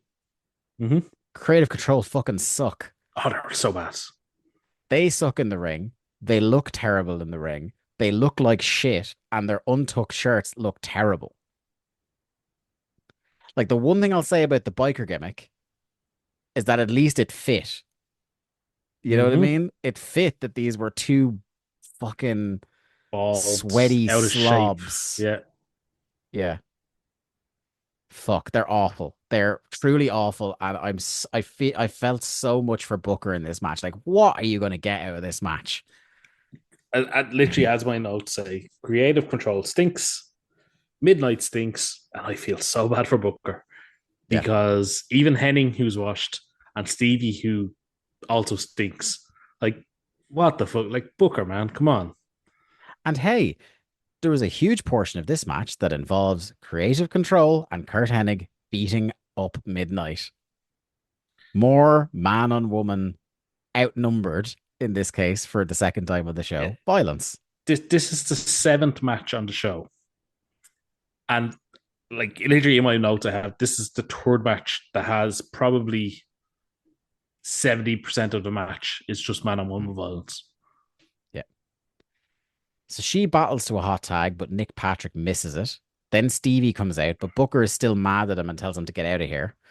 One of creative control, I don't care which one, hits the worst middle rope elbow of all time, I think. Tries to basically guide himself down with the ropes because he's so afraid of taking a bump. Stevie is talking to the ref. Booker tags in, House of Fire, takes everyone out.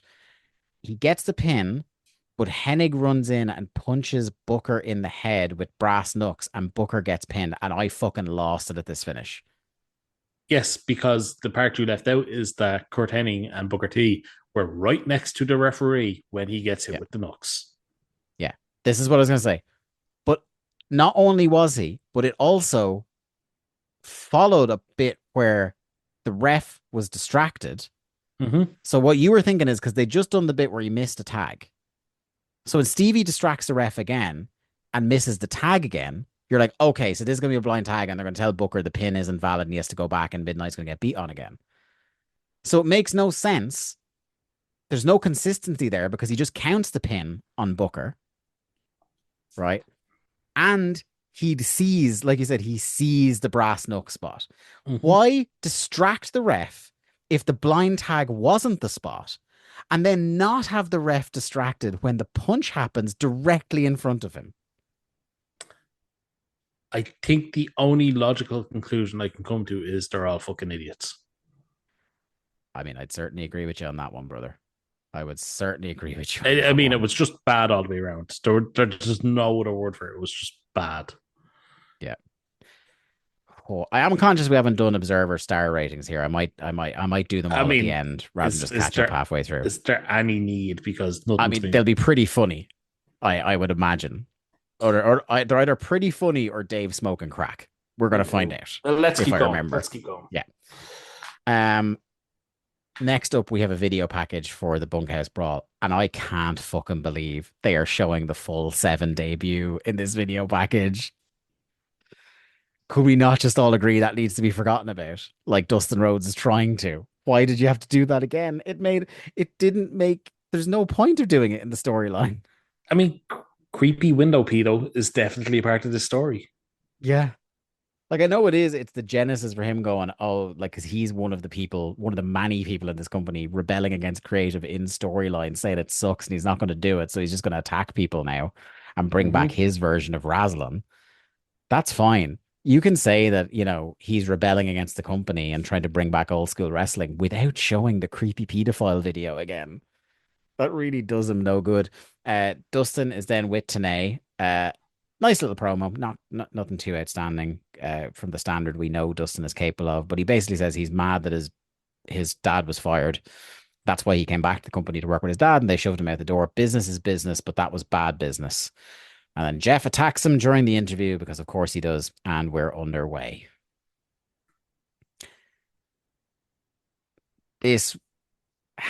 Considering we're seeing Dustin Rhodes have great fucking wild brawls now in 2024, makes you realize what a fucking bitter disappointment this match was.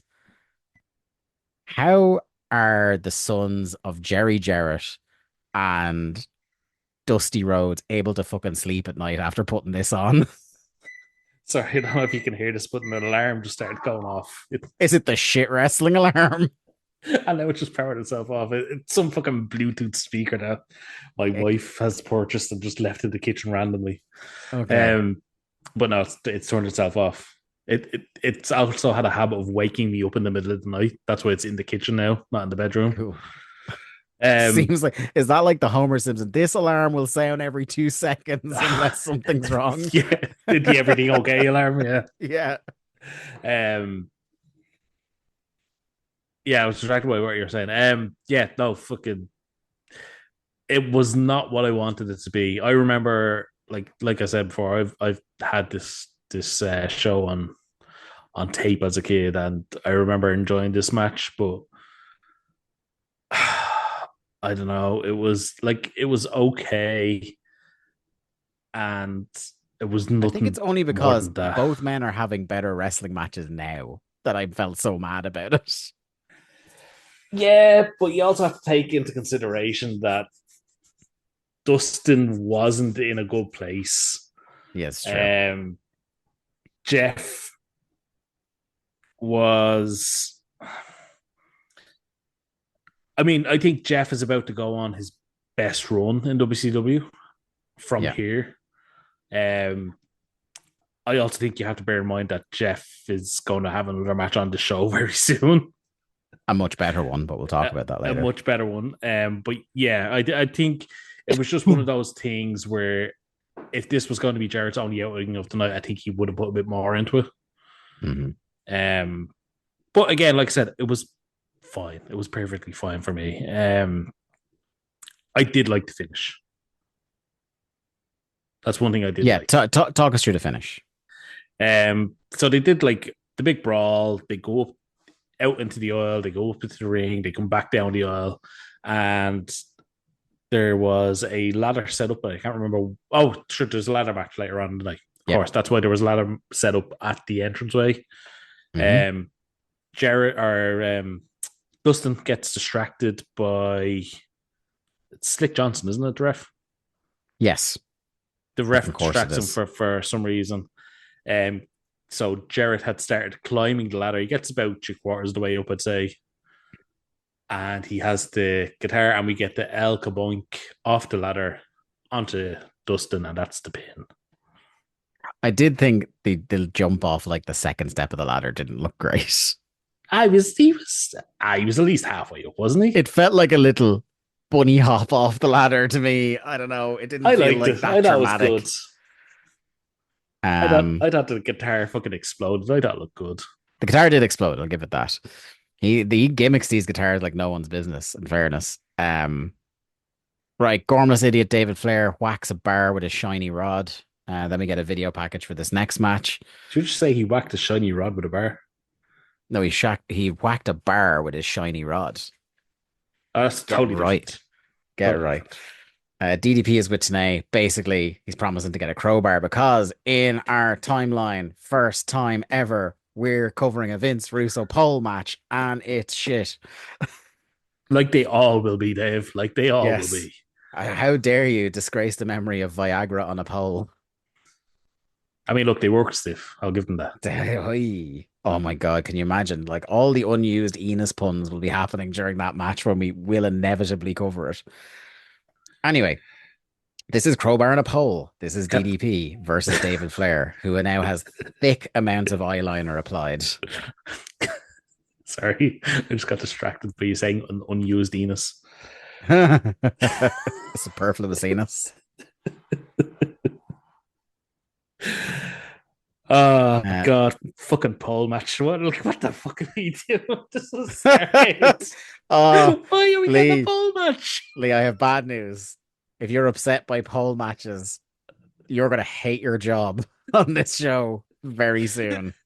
The only reason we haven't had pole match, I think there's already been, by my count in video packages, I think there's already been 3 on Nitro since Russo started. So only for the fact that we're Days of Thunder and not full-time Nights of Nitro have we been spared this being the 4th pole match in 3 months. Why? Just what is this obsession with poles and beating on women? What? Could somebody do a psychoanalysis on this man? Oh, I don't think you have to do too much of a psychoanalysis to think what a pole is a stand-in for, or to think about what his issues with women might be representative of. Oh God. You don't need Sigmund Freud to analyze this cunt. And I mean, worst of all, it's You don't David need Dr. Flair. Fraser Crane on the scene. Like David Flair in a pole match on Starrcade. And by the way, he's facing DDP. Yeah. Because they're digging up remember that thing where he was gonna sleep with Kimberly like 4 months ago? I mean, the best part of the match was Scott Hudson saying DDP has notoriously weak ribs. Yeah. Yeah. Like it's a known thing in the business. Oh, you got to target DDP's ribs.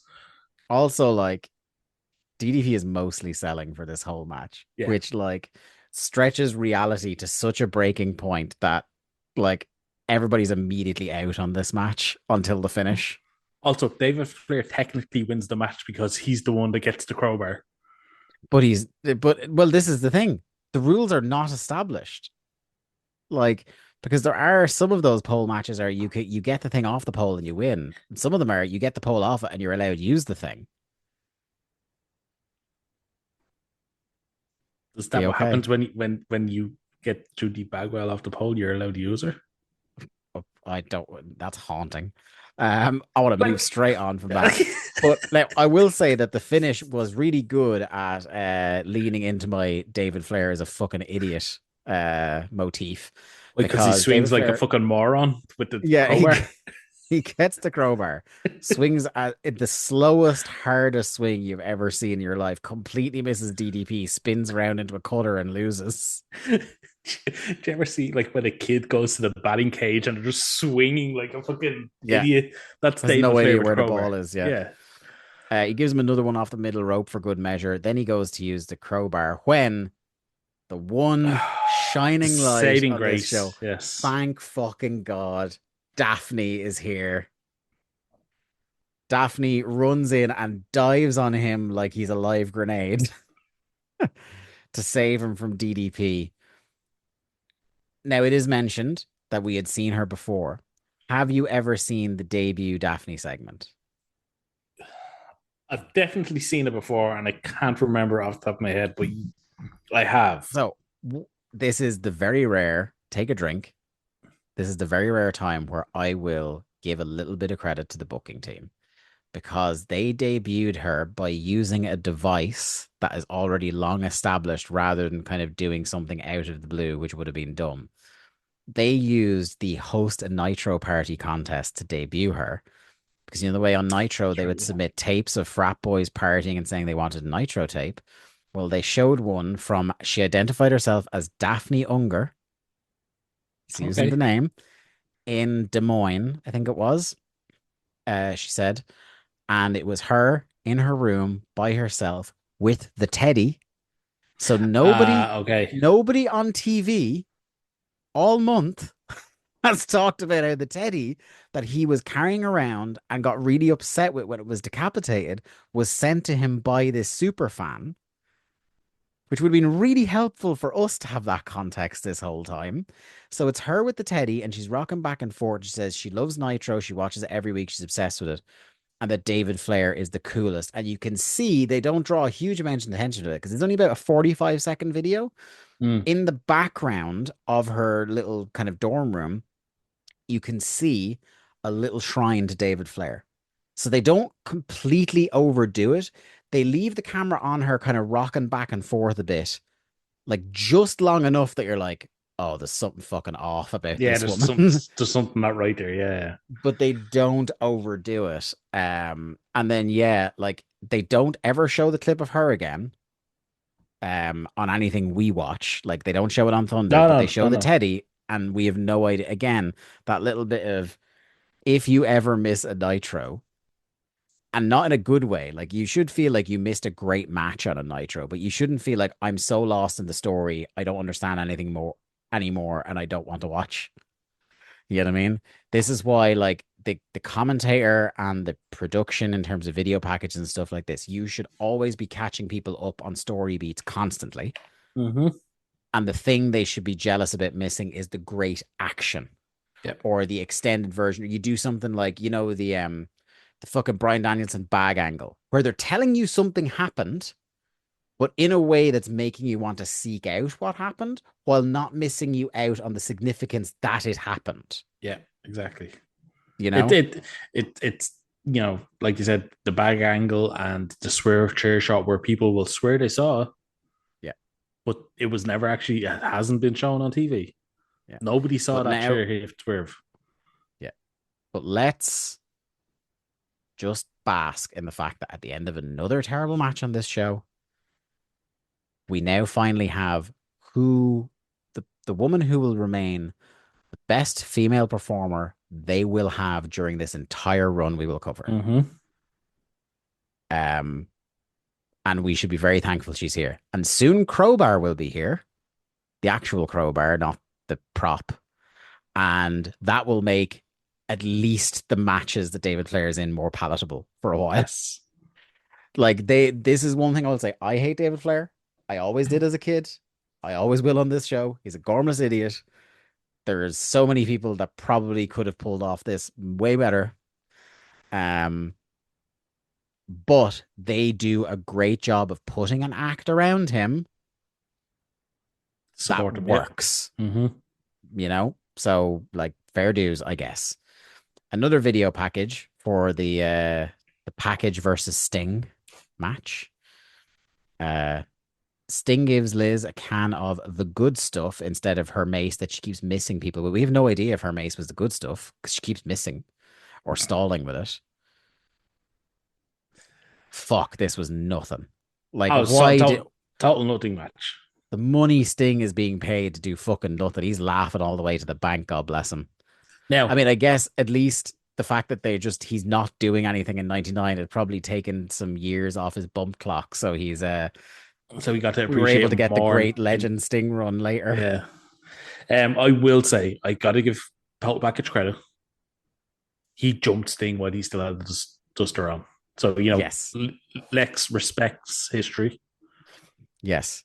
However, the match was absolutely nothing until the Liz moment. This was just we have to kill time until the angle.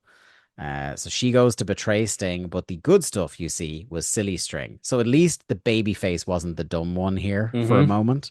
So Sting then, what I love is, like, because Lex is just a comedy character at this point, Lex still tries to jump him during this, and like Sting just swats him off twice. He's doing the Sting chop, like, back elbow thing, and he's just kind of fending him off and telling him this, get out of the ring. Just get out of the ring. Hits top rope splash for two Stinger splashes, goes for the death lock, but then you see Liz coming in with the bat. He tells her to drop it and get out of the ring. She does, but as soon as he turns around to put the deathlock back on, she grabs the bat again, and she fucking Babe Ruth swinging for the fences. He fucking clocks him in the jaw with this fucking bat. She managed to hit him in the jaw and cave in his chest at the same time with this bat. Fuck, so much so that the commentators in the aftermath of this are going, she fucking hit him real hard. Like, they're just like, holy shit, he might be actually injured. The genuine concern of, like, I think it's Bobby. He's like, I've never seen Elizabeth do something like that in my life. It's just like, I've known her years. It's just, I can't, like, what? So she then gets a chair. They Pillmanize his wrist a bunch. This is Sting's right off angle. Sting will not be back until March. So I believe this is when he's going to shoot that film. Oh, okay. Not Ready to Rumble, the other one that they'd push. In 2000. So yeah, and this is the beginning of Lex Luger's obsession with people's wrists. Yes. Video package, and then the Master of the Powerbomb match. God. Let me point out some more WCW inconsistency, Dave. Yeah, well, I am about to hand over to you anyway, so you tell us the inconsistency, and then you're in Sid corner, so cover this match. God. So, you know how we pointed out at the beginning of this show that the championship committee controls all of the titles in this company. Indeed. Because they stripped Scott Hall of his US title because he couldn't defend it. Mm-hmm. Kevin Nash is still a tag team champion. Do you know who his tag team partner is, Dave? Is it Scott Hall? It's Scott Hall, Dave. So apparently they have not been stripped of the tag team titles. So, consistency. Yeah.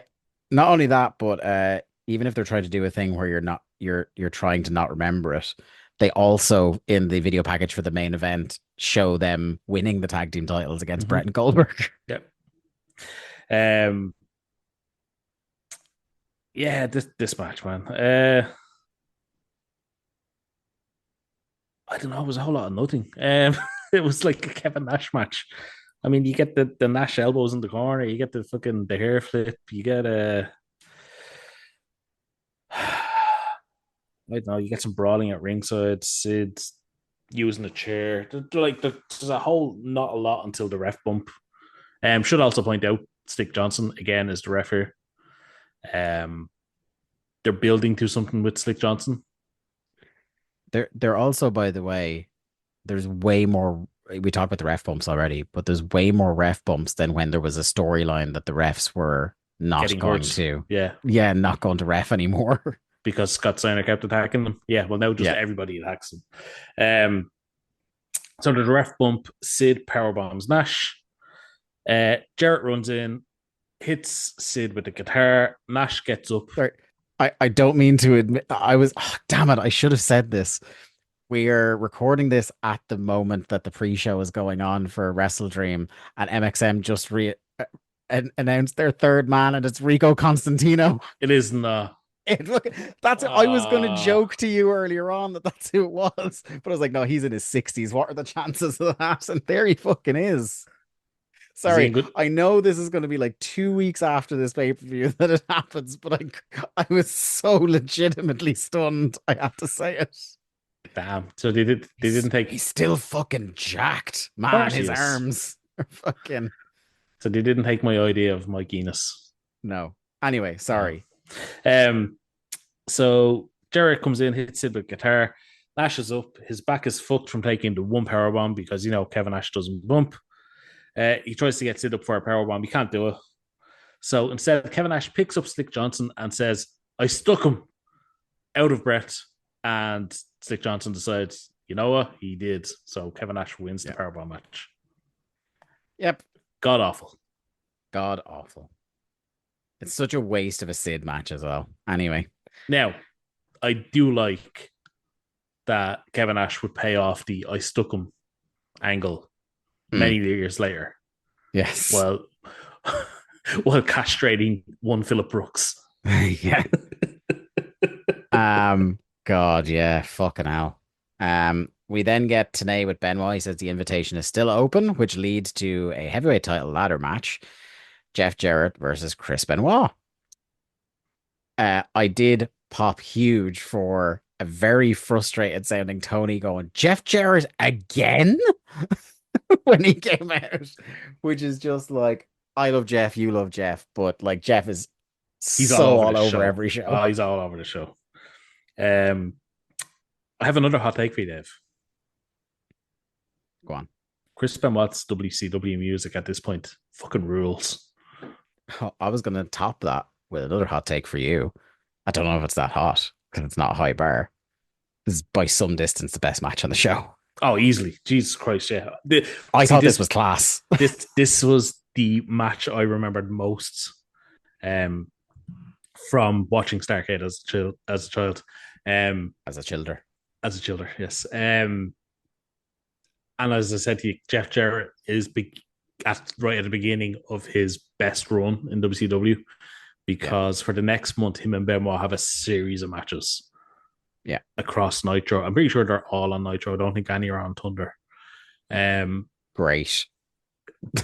But they have like a serious feud leading up to Sold Out, which gets totally blown up for other reasons that we will get to in a couple of weeks.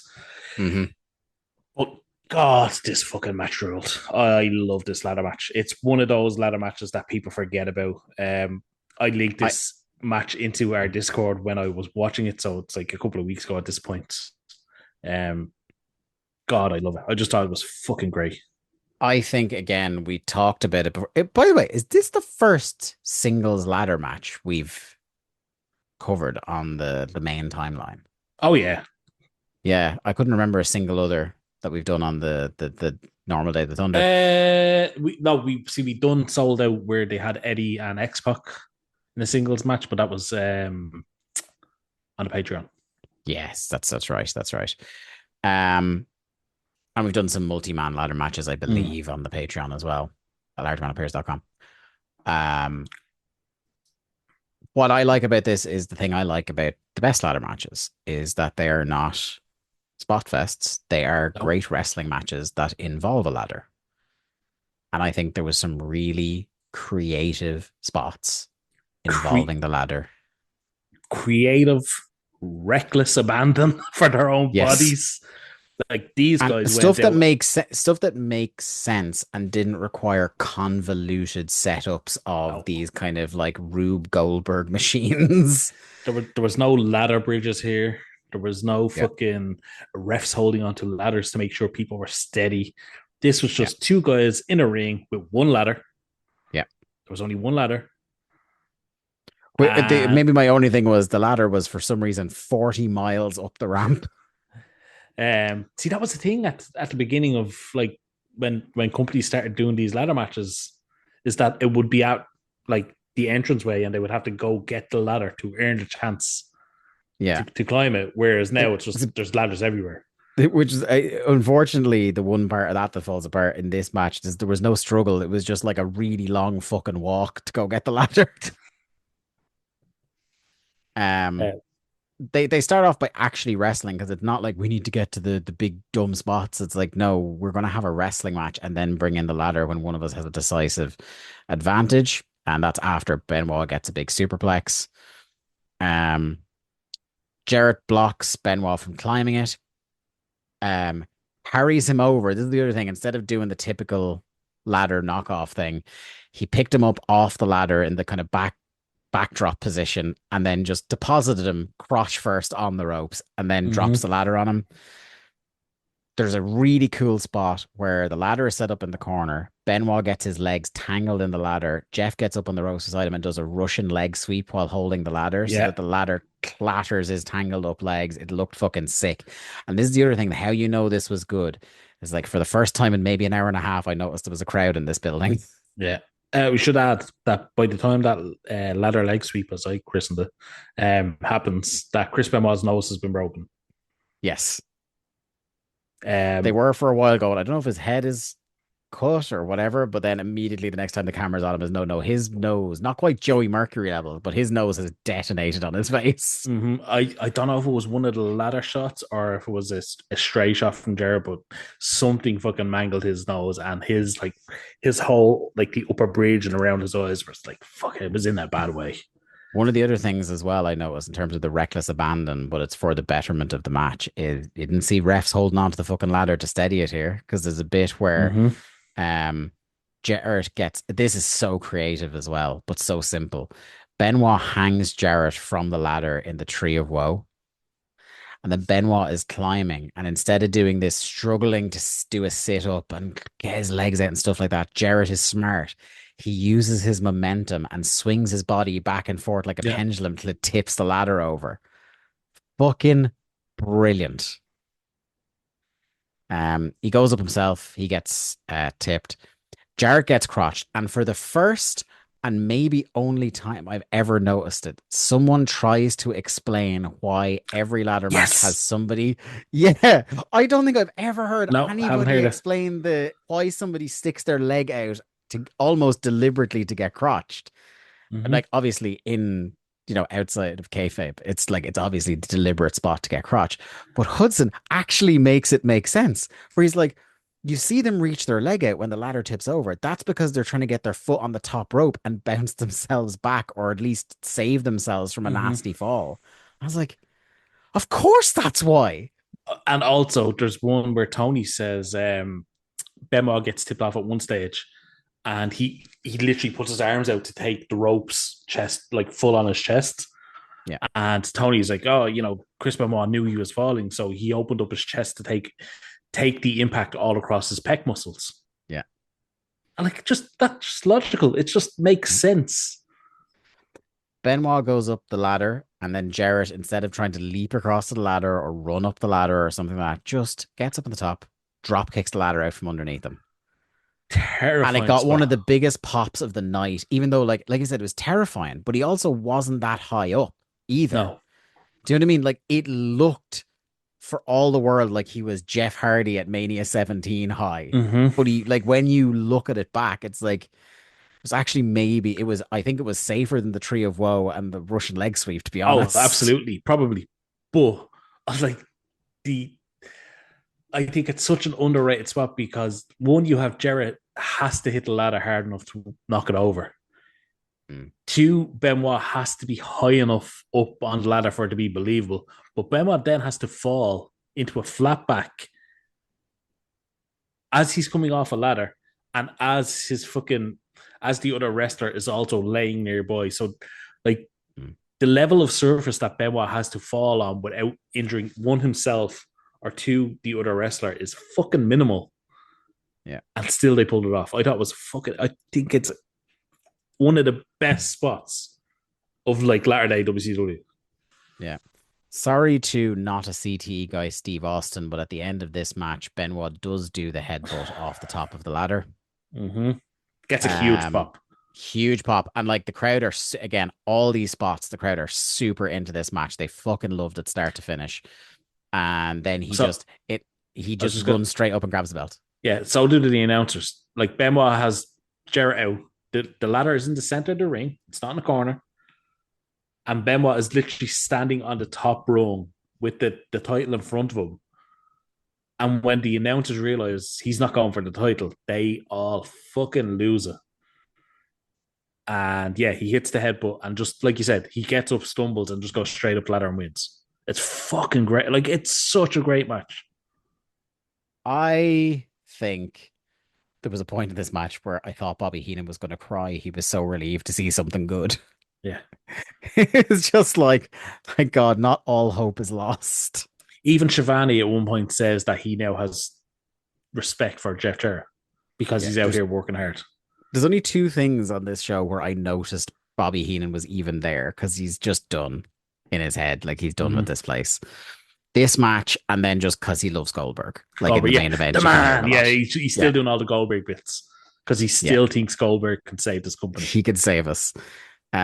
Video package for the main event, and then we have Brett with Tenay guaranteeing he will beat Goldberg and he will prove himself tonight. This gives us our main event. Unfortunately, Mr. Buffer is back. Yeah. However, I will say his intro for Goldberg was very good. Where instead of saying, you know, just doing the like his usual spiel about he is a terror and stuff like that, but he goes, the man is 6'4" tall. The man is 240 pounds. Like, I was like, that's fucking good. That's good shit. Not worth the money they're paying, but it's good. You know who had to hate coming out first for this match? WCW World Heavyweight Champion Bret Hart. Yes. Also, I'm looking at this going, like, by the time the introductions are done, there's like 12 minutes left on this show. Now, one thing I will say is, because the crowd were so up after that ladder match, the fucking reaction for Goldberg is electric. Yeah. And it leads me to believe, like, am I mad for thinking they still could have turned things around if they'd gone with Goldberg? Just gone with him again. I think we're past the point where just that would have turned them around. I think going hard with Goldberg would have bought them more time. I think it needed much more than that at this stage. I think you also needed to elevate other people. Oh well, yeah, like that goes without saying, but like would it have been like a course correction, like a fair enough course correction, if they just went all the way with Goldberg. Yeah, like if the rest of the show followed that right, this is Goldberg's company. like, and other things up and down the card started to reflect that and build things with that in mind. Maybe it's hard to say, but I would go along with go hard on Goldberg, and it buys them more time, I think. Um, look, the majority of this match until the moment is it's exactly the match you think Brett would lay out, because it's Goldberg being too powerful for Brett, who is trying to outsmart the lumbering physical monster. Now, I do think, again, you want to talk about like a thing he would not do now because of how much he hates the guy, but Brett gave Goldberg a lot. He did in this. And obviously it's Goldberg in WCW, so you kind of have to give him quite a lot. But there's bits where like Brett is just like selling it like he's completely met his match here. He takes Goldberg's my favorite Goldberg move of all, apart from Press the ones slam. that like the press power slam fucking rocks. And I have to say, he was pretty safe by Goldberg's stand. Like, not say Goldberg is ever unsafe for that move, but he definitely makes sure that Brett is secure on his shoulder before he does the power slam part. Yeah. We'll talk about safety in a while. But we have ref bumps a go-go. Yep. 2 separate ones in this. 3 of them. 3 of them, sorry. Goldberg is bleeding from the top of his head. I missed. Was it on the... Because he does a spear into the turnbuckle. It could have been that. I don't see his face clearly. It could have been when they were outside. I'm not sure. Then Piper emerges. Oh, wait, no, sorry. We need to rewind because it's right before Piper emerges that it happens. Yes. The ref bump number 3 happens, and then... Yeah. So there's a whip reverse into the ropes, and Goldberg hits a big boot. And for a second, I thought that was the bit first, but then a couple of seconds later, there's the infamous whip reverse standing sidekick that catches Brett flush in the temple, gives him a concussion, would essentially lead to the end of the man's career, until his great return against... it wasn't the Vince match first. It was the SummerSlam match, was it? Or was it the Vince match first? It was the Vince match first. The Vince match was first, Yeah. My great piping hot take. I think it's the same as mine. I think it's the same as mine. I think Brett needs to have a bit more responsibility for this spot. Brett didn't get his hands up. If he did get his hands up and Goldberg didn't fully extend the leg, he would have fucking bitched him out for it. Yep. Goldberg did exactly. We've seen that standing sidekick. It's not like he just threw that out of nowhere, because this was a narrative for a while as well, that he didn't do this spot. And like, we were watching him week in, week out at the start of Thunder, and he was doing this a lot. Like from when he was having matches with Saturn and Glacier in particular, because they both did standing sidekicks as well, and it played into their matches that both men did standing sidekicks. I think it's just one of those things where it's a split second thing, and I intently watched, and I rewound it, and I watched it again, and I rewound it, I watched it again. Goldberg reverses the whip. Goldberg is pretty central. It's not like he's right on top of him. Yeah. And I know Goldberg is he's a tall guy, he's got long legs. But Brett gets off a good 2 steps out of the ropes. Yeah. And he just doesn't put his hands up. Like, yeah. It's I think my thing about it is it's a terrible accident, obviously. 100%. But if you're going to be Brett and say that it's not an accident and someone's to blame, you have to metaphorically throw your hands up that you didn't literally throw your hands up. You have to share some support. If you're going to blame anyone, like it's... But here's the thing, there's nobody to blame. Yeah. It's wrestling. It's, I'll bring it up. This wasn't Owen Hart dropping Austin on his head. That was much worse than this. Yeah. Now, like, it was, like you say, it's a move Goldberg did multiple times on TV, on pay-per-view, against a variety of opponents. These things happen. Yeah. I don't think Goldberg did it intentionally. I don't think. And look, Goldberg this is a guy who, again, who killed WCW thing. He's a guy who still has plenty of remorse about it. Yeah, and that's the thing. I don't think Goldberg, was unsafe as a worker, because, like, how many times has he performed with other people and not, seriously hurt them? Like, I know Goldberg could be stiff, but so could Brett, and so could, like, the biggest star in the history of the business, who Brett loved working with, Stone Cold Steve Austin, was notable for stiffing people left, right, and center.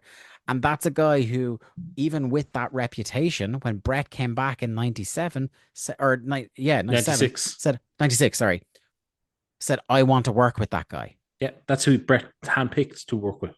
Yeah. So, like, I get, the bitter Brett narrative. I get that if you're a guy who has your career taken away from you in your early 40s, your brother has died, like, you're in a bad place. I get lashing out at the time. I do not, watching this match, and maybe people listening will disagree, and I'd love to hear, like, other people's takes on it. But I don't think, with the full kind of, like, being able to watch this match back and get a full perspective, and, like, us, neither of us being Bret Hart, I think, in full honesty, like, I have to say that, like, there is no justification for 25 years later still holding this over the man's head. And, I've said it before, I did, like, a 3-hour podcast with Alan Farrell talking about how much I love Bret Hart, and, I don't. Sorry, I won't say I don't understand. I do. I could, because I know Bret and I know how Bret's brain kind of operates. I totally understand why Bret would hold this grudge, because that's what Bret does. But any kind of reasonable person will see this and go, like, it's an accident in a wrestling ring. It was a split second of a thing that happened. Yeah. And I would say more damaging was the fact that Bret kept wrestling afterwards. Not this match, but would wrestle the next night, and then would wrestle on Thunder, and would like that. That was more damaging than the kick. I think you can only really say it's Goldberg's fault if you're going to make the accusation that Goldberg was trying to hurt Bret Hart, and there is no version of reality in which I believe that to be true.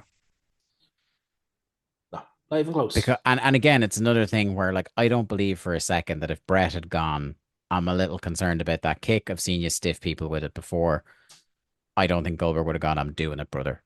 Do you know what I mean? Like Owen said to Austin with the pole driver. Yeah. Do you know, like, yeah. I think, like, I'm kind of glad of this opportunity to talk about this. Not saying that no one talks about how Goldberg shouldn't be blamed for it, but I don't feel it's brought up enough that it is just an accident. And, like, Bret himself tries to act like the bitter Bret thing isn't real, but, like, this is the one thing on which it is 100% real. Now, there's a lot more occasions of bitter Bret if you read the book, like that tome of a fucking book he wrote. There's definitely more occasions, but this is the one where it's like, I get resenting the fact your career was taken from you and it wasn't on your terms at the end of, like, the worst year of your life. Personally, I totally get being upset, but 25 years later to still not even be able to, like, admit for 1 second it was an act. Like, no one would think less of Bret if he turned around and went, you know what, like, me and Bill just, like, we put it in the past, we said, like, these things happen. Do you know, like, I know Bret was someone who prided himself on never hurting anybody, but we're not always in control of that in the ring. And that's the whole idea of you're giving your body to, the other person. And here's the thing. on that kick, it's up to you to protect yourself. Yeah. Do I say D'Lo Brown's an unsafe worker because of what happened to Draws? No, I No. wouldn't in a fucking million years say he was an unsafe worker. Do I think Stone Cold was an unsafe worker because he stiffed people left, right, and center? No. Do I think Owen was an unsafe worker because of what happened to Austin? No. Like, unfortunately, like it's a fucking dangerous thing they do. Yeah. And like, I listen to the flagship fucking every week, and Joe and Rich say it all the time. It's amazing that we don't see more injuries and accidents on a weekly basis. Yeah.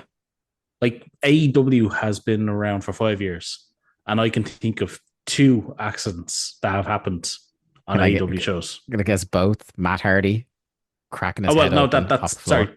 sorry. There's 3. Okay, Matt Hardy cracking his head. The top flight dude's fucking the leg break, horrific leg break, and Phoenix not wanting to take a bump and putting his arm down and snapping his elbow. Yes. Yeah. And again, like you go through, and it's one of those things where, like Brian Alvarez often says it, like you can do the most ridiculous, like death-defying spot in the world, be absolutely fine, and then you end up Rob Van Dam, who did a lot of high-risk moves in his career, and the worst injury he ever got was doing a baseball slide drop kick. He shattered his leg and was out for a year. Like, but wasn't it a baseball slide that Pac broke his ankle? Yeah. Yeah. Do you know what I mean? Like it's one of those things. And I feel bad for Goldberg because Brett actively tries to haunt him with this. Mm-hmm. And you know what? I feel bad for Brett as well. Because he can't let it go. Brett just can't find peace. Mm-hmm. And it's so fucking, you know, and this is the thing that it's annoyed me more. And I don't think I'd have gone on this long about it had I not just watched the McMahon documentary. And I was like, Brett made his peace with Vince over Owen. Mm-hmm. And he cannot let Bill Goldberg go. And like, you want to talk about which one of those situations is there far more possibility of criminal negligence? It ain't fucking Bill Goldberg. Let me tell you. Anyway, look, it's a sad note to end, but it is the most historically significant thing that, and maybe, you know, you were talking about the whatchamacallit being forgotten, the ladder match. This is probably why. It's the only thing people talk about from this show. Yeah. The finish being Montreal Redux number fucking 3 at this point. I don't even I don't even hear people talk about that as much, that like Brett has been here for 2 years, and I think at Starrcade every year he's been involved in a fuck finish. Montreal, I know, yeah. It's ridiculous. But yeah, no, the fuck finish is that Brett gets the sharpshooter on Goldberg. Piper literally just walks into the ring and calls for the bell and walks out. And throws the belt at Brett to close the show. And the crowd fucking hated it. Mm-hmm. And then as well, I think the thing that officially closes the show is that after all that bullshit, they have the fucking cheek to plug Sold Out. I know. Like, you thought this show sucked. What about the one that every year has sucked? Are you going to play that next month? Will you fuck? Mm-hmm. Okay. I'm going to go to your overall thoughts in a second. But what I'll do first is give us our promised catch up on the star ratings. Oh, yeah. Okay. So let me just zoom in here. So I'm actually pleasantly surprised by, I think Dave is pretty much in line with us for once. Usually he's got a couple of Big Vito and Johnny the Bull versus Disco Inferno and Lash LaRue. 3.25 stars. Yeah, I'd say that's fair. I felt we might have been, yeah. I felt we might have been slightly out to lunch loving that as much as we did, but that's nice. Medusa, Evan Courageous, 3/4 star. Norman Smiley versus Meng, 1 star. Revolution versus Varsity Club and Jim Duggan, -1 star, which also might have been generous. Vampiro versus Steve Williams, 1.25 star, which I feel might have been slightly generous because he likes Doc. Vampiro versus Oklahoma, -1.25 star, which I don't know. That might be a bit like maybe a 1/2 star mean, because like, yeah, as a wrestling match, it was -stars, but like there was at least some entertainment value. Just give it an NR and move on. Yeah. Creative Control and Kurt Hennig versus Harlem Heat and Midnight, 3/4 of a star. Jeff Jarrett versus Dustin Rhodes Bunkhouse Brawl, an extremely generous 2.5, if you ask me. Yeah. I really didn't like that match. DDP versus David Flair, 1.25. Might be the closest to smoke and crack Dave is in this whole show. Sting versus Lex Luger, 1 star. Nash versus Sid Vicious, -1 star. Benoit versus Jarrett ladder match, 4 stars. Proper Absolutely. order. Yeah. I'd probably go higher. I think it's probably about a 4.5 star match. I thought it was great. Brett versus Goldberg, 2.75 stars. How dare you? With that said, give us your overall thoughts on the show and who were your big winners and losers tonight, sir? Overall thoughts, I thought the show was pretty fucking bad. Like we said, good opener. I thought the Mamalukes especially looked really good. In ring, I should add, not the stuff that went on around the match. Jeff Jarrett was all over the show once again, but in a good way. Like you said, you didn't love the bunkhouse match. I thought it was fine. He interferes in the Powerbomb match, and he has an incredible ladder match. So this is the first show where Jarrett has been all over it, but in a good way. Yeah. And the world title finish is just absolute dog shit, and more proof that Vince Russo has no idea what he's doing. Truly. Your finish counter, brought to you by Ludwig Borga, has 13 fucking matches on this show with 3 clean finishes, 1 DQ, 6 interference leading directly to a finish, and 3 miscellaneous shenanigans. If that doesn't speak for this show, I don't know what will. Thank you all very much for listening to another edition of Days of Thunder. We'll be back on the free feed in 2 weeks, and we'll be back behind the paywall at largemanappears.com next week. For only €5 a month, you will get 2 to 3 bonus podcasts every month. What is stopping you? There's over 2 years worth of bonus content you can unlock right now. But until then, my friends, we shall see you very soon. Bye-bye. Thanks everyone for listening to another episode of Days of Thunder. Days of Thunder was produced by Lee Malone and edited by me, Dave Ryan. To keep up to date with the show and find all the ways to listen to us, you can follow us on Twitter at WCW ThunderPod or click the Linktree link in our Twitter bio or in the show notes. I am at The Day to Dave on Twitter, and Lee is at Malone_713. Days of Thunder is a part of the Voices of Wrestling podcast network. Follow the VOW network anywhere good podcasts are sold for more fine podcasts than you can shake a stick at. Thanks.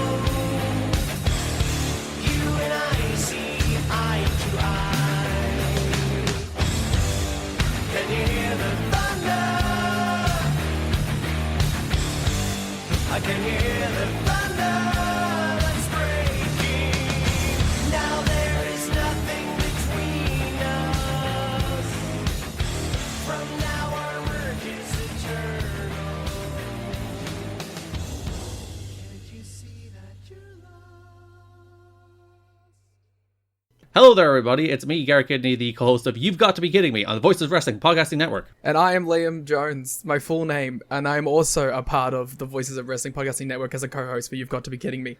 We are a TNA history podcast that covers TNA 1 month at a time. We cover all the drama, all the matches, all the Vince Russo nonsense you could ever want in your life. Have you heard of TNA? I bet you have, but would it be funnier if 2 people made jokes over it the whole time? Probably. So if that sounds like fun to you, check it out on this very Voices of Wrestling Podcasting Network, and Liam will do bits and whatnot.